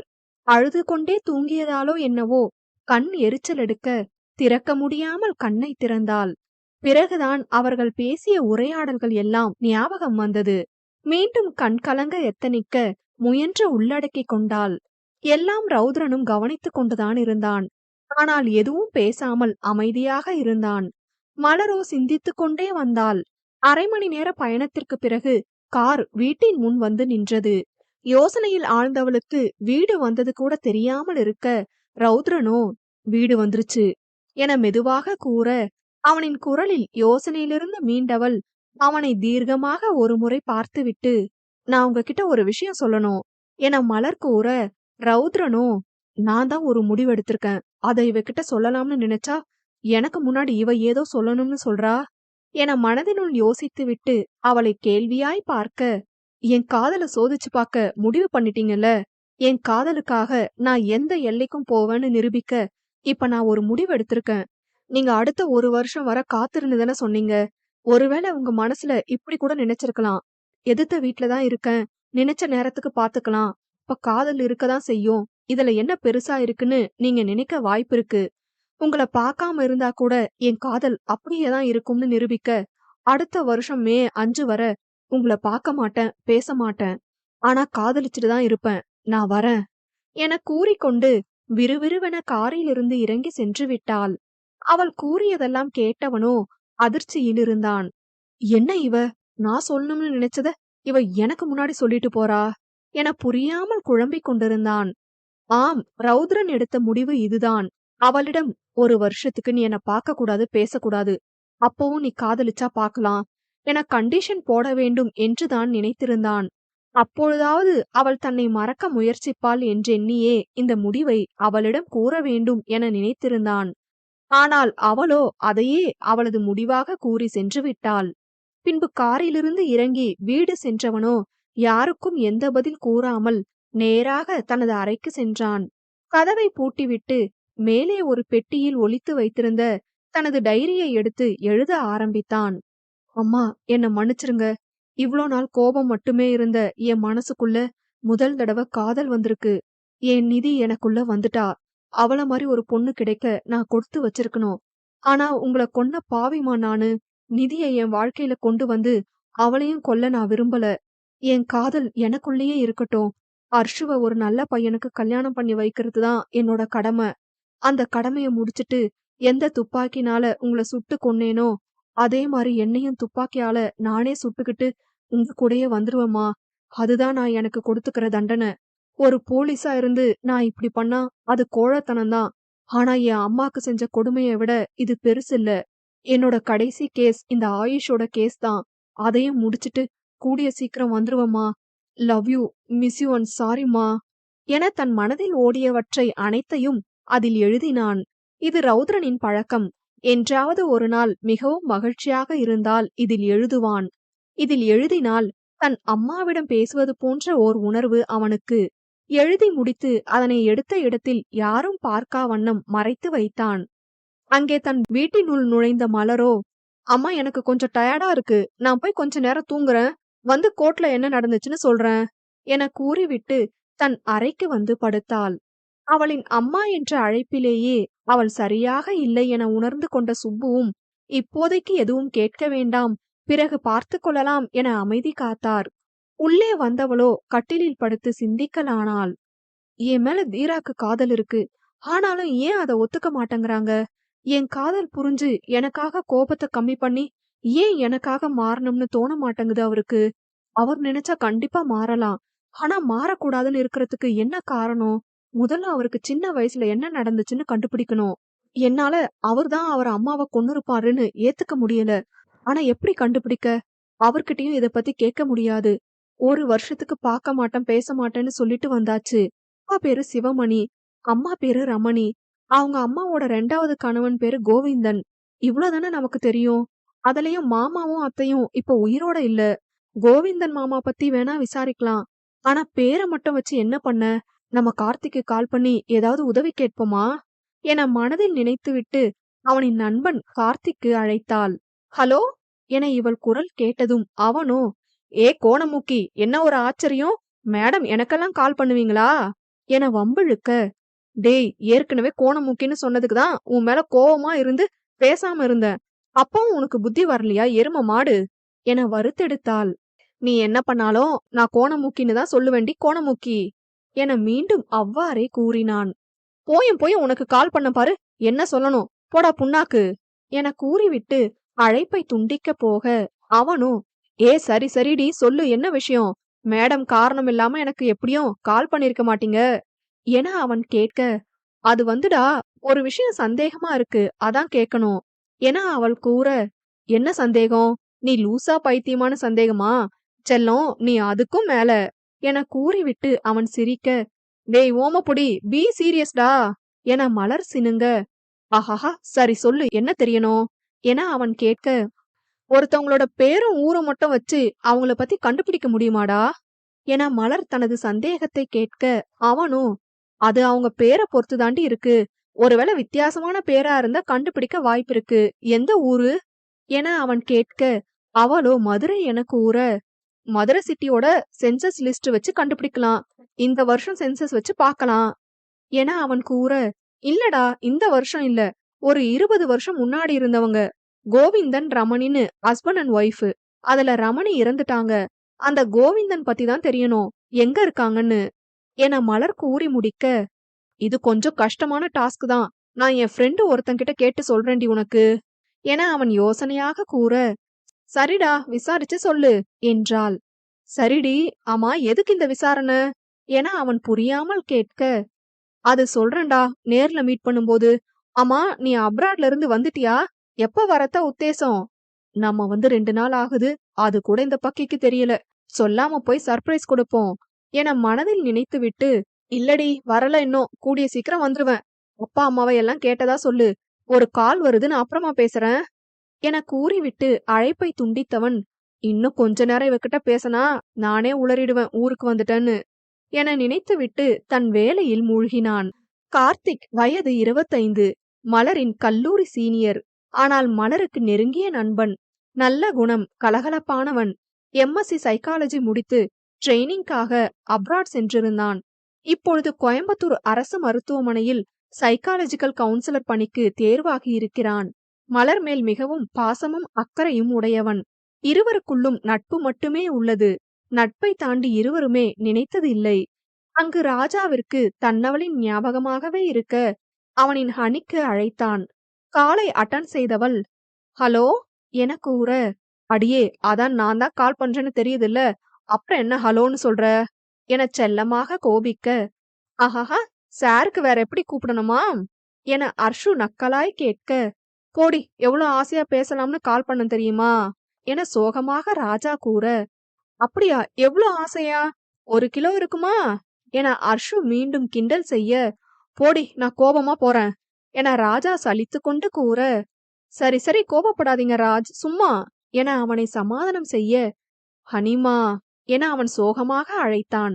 என்னாச்சு ராஜ், ஏன் சோகமா இருக்கீங்க என அவன் குரல் மாற்றத்திலேயே கண்டுபிடித்து அர்ஷு கேட்க, ஏய் எப்படிடி, கேமரா வச்சு பார்த்த மாதிரி கேக்குற என ராஜா கேட்க, இதுக்கு எதுக்குங்க கேமரா, நம்ம மனசுக்கு பிடிச்சவங்க முகத்தை பார்க்காமயே அவங்க எந்த மனநிலையில இருக்கிறாங்கன்னு கண்டுபிடிச்சிடலாம், அதுதான் உண்மையான அன்பு என அர்ஷு விளக்கம் கொடுக்க, சரிதான் அனி, வேற ஒண்ணுமில்ல, உங்க அண்ணன் என்ன சொல்லுவான்னு தான் ஒரு பயம், இது நட்புக்கு செய்யற துரோகம்னு என் மனசு என்ன குடைஞ்சுக்கிட்டே இருக்குடி என வருந்தி கூற, ஏன் நெகட்டிவா நினைக்கிறீங்க, கண்டிப்பா அண்ணா கிட்ட நம்ம பேசலாம், பயப்படாதீங்க, அதுக்கு இன்னும் நாள் இருக்கு, நம்ம காதல் கண்டிப்பா நம்மள சேர்த்து வைக்கும் என அர்ஷு நம்பிக்கை அளிக்க, ஓகே அனி, உன்கிட்ட பேசின அப்புறம் மனசு கொஞ்சம் லேசா இருக்கு, நான் நாளை கழிச்சு அங்க வந்தாலும் வருவேன், சரி பாக்கலாம்டா, பாய் அனிமா என ராஜா துண்டிக்க போக, ஏங்க ஒரு நிமிஷம் என தடுத்தாள்.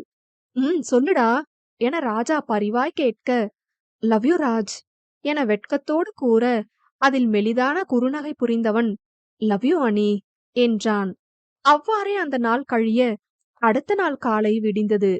அதிகாலை உடற்பயிற்சி செய்ய எழுந்த ரௌத்ரன் மொட்டை மாடியில் உடற்பயிற்சி செய்து கொண்டிருந்தான். அப்பொழுது மலர் வீட்டிற்குள் வாட்டசாட்டமான அழகான ஒரு வாலிபன் சென்றான். அதனை கண்டு ரௌத்ரன், யார் இது, புதுசா இருக்கு, இவ வீட்டுக்குள்ள போறான், என்னவா இருக்கும் என யோசித்துக் கொண்டே இருந்தான். அவகிட்டயும் கேட்க முடியாது, சரி அப்புறம் எப்பயாச்சும் பாத்துக்கலாம் என நினைத்துவிட்டு இன்று மதுரை சென்று கமிஷனரை சந்திக்க வேண்டியிருப்பதால் அதற்கு கிளம்ப சென்று விட்டான். அங்கே உள்ளே நுழைந்த வாலிபனோ காலிங் பெல் அடிக்க சுப்பு வந்து கதவை திறந்தார். ஹாய் சுப்பு டார்லிங் என சிரித்த முகத்துடன் அவன் முன் நிற்க, டேய் கார்த்திக், எப்படிடா இருக்க, ஊருக்கு எப்ப வந்த, சொல்லவே இல்ல என ஆனந்த அதிர்ச்சியில் சுப்பு சத்தமாக கூற, ஐயோ டார்லு, மெதுவா பேசுங்க, அந்த ராட்சசி காதுல விழுந்துற போகுது என அவன் பயந்து கூற, யாரு, அவ காதலியா, இடியே விழுந்தாலும் எந்திரிக்க மாட்டா, அவளை பத்தி தெரிஞ்சுமாடா சொல்ற என சுப்பு நக்கலாக சொல்ல, வாஸ்தவம்தான், ஒருவேளை அம்மையார் இப்போ மாறிட்டாங்களோன்னு நினைச்சேன், சரி உள்ள போய் பேசினா நல்லா இருக்கும், காலு வலிக்குது, நீ பாவம் என முகத்தை பாவமாக வைத்தபடி அவன் கூற, அட நீ வந்த சந்தோஷத்துல மறந்துட்டண்டா, உள்ள வா என கூப்பிட அவனும் வந்து அமர்ந்தான்.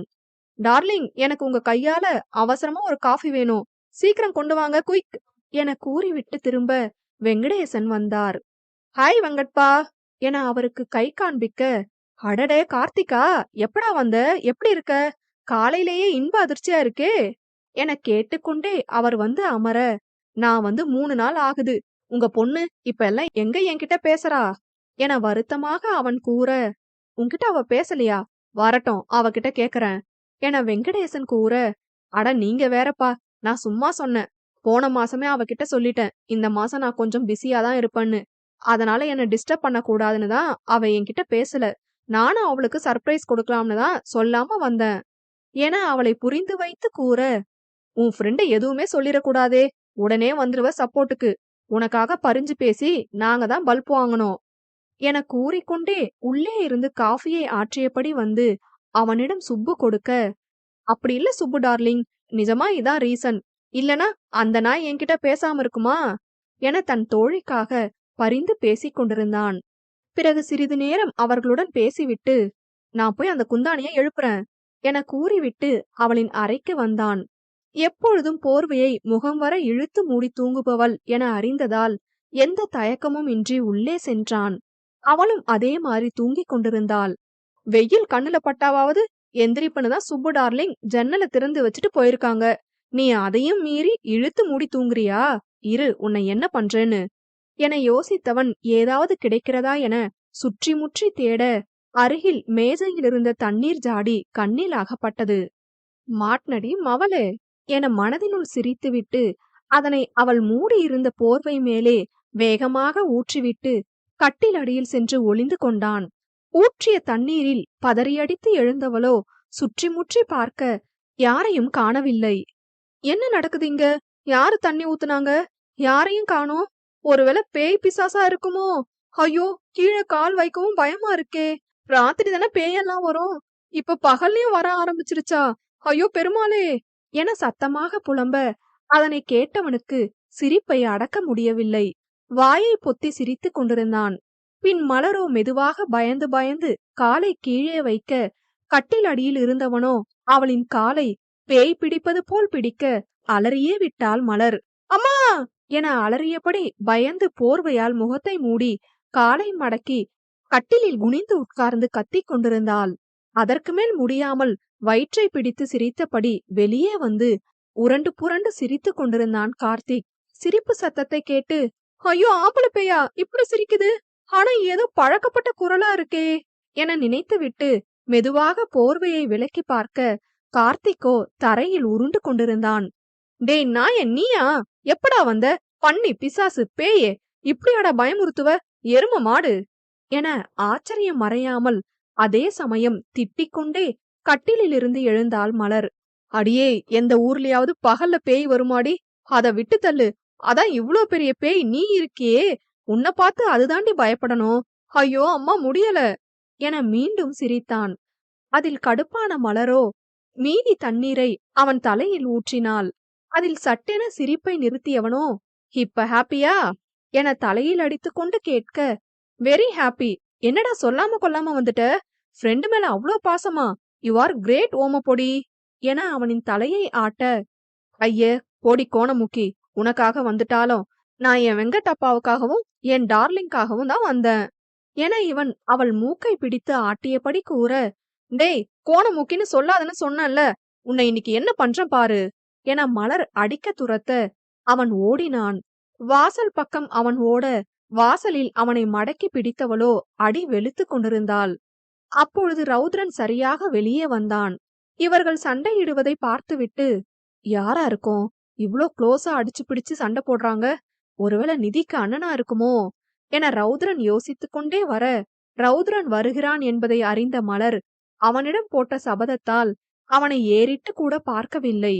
அப்பொழுது அவனின் ஃபைல் ஒன்றை மறந்து விட்டதாக கொடுக்க அர்ஷு வெளியே வர, மலரோ கார்த்திக்கிடம், டேய் வா, நான் உன்னை என் ஃப்ரெண்டு கிட்ட இன்ட்ரோ பண்றேன் என மலர் கூற, அவனோ, அந்த வானத்தை போல மனம் படைச்ச மன்னவனே சி மன்னியே என மலரை பெருமையாக நினைத்து பாட்டு பாட, டேய் டேய் அடங்கு, அவ ஆல்ரெடி கமிட்டடு, அதனாலதான் தைரியமா இன்ட்ரோ கொடுக்க கூப்பிடுறேன். நான் சொல்லும் போதே உனக்கு தெரிய வேணாமடா செல்லம் என நக்கலாக கூற, அவன் முறைத்தான்.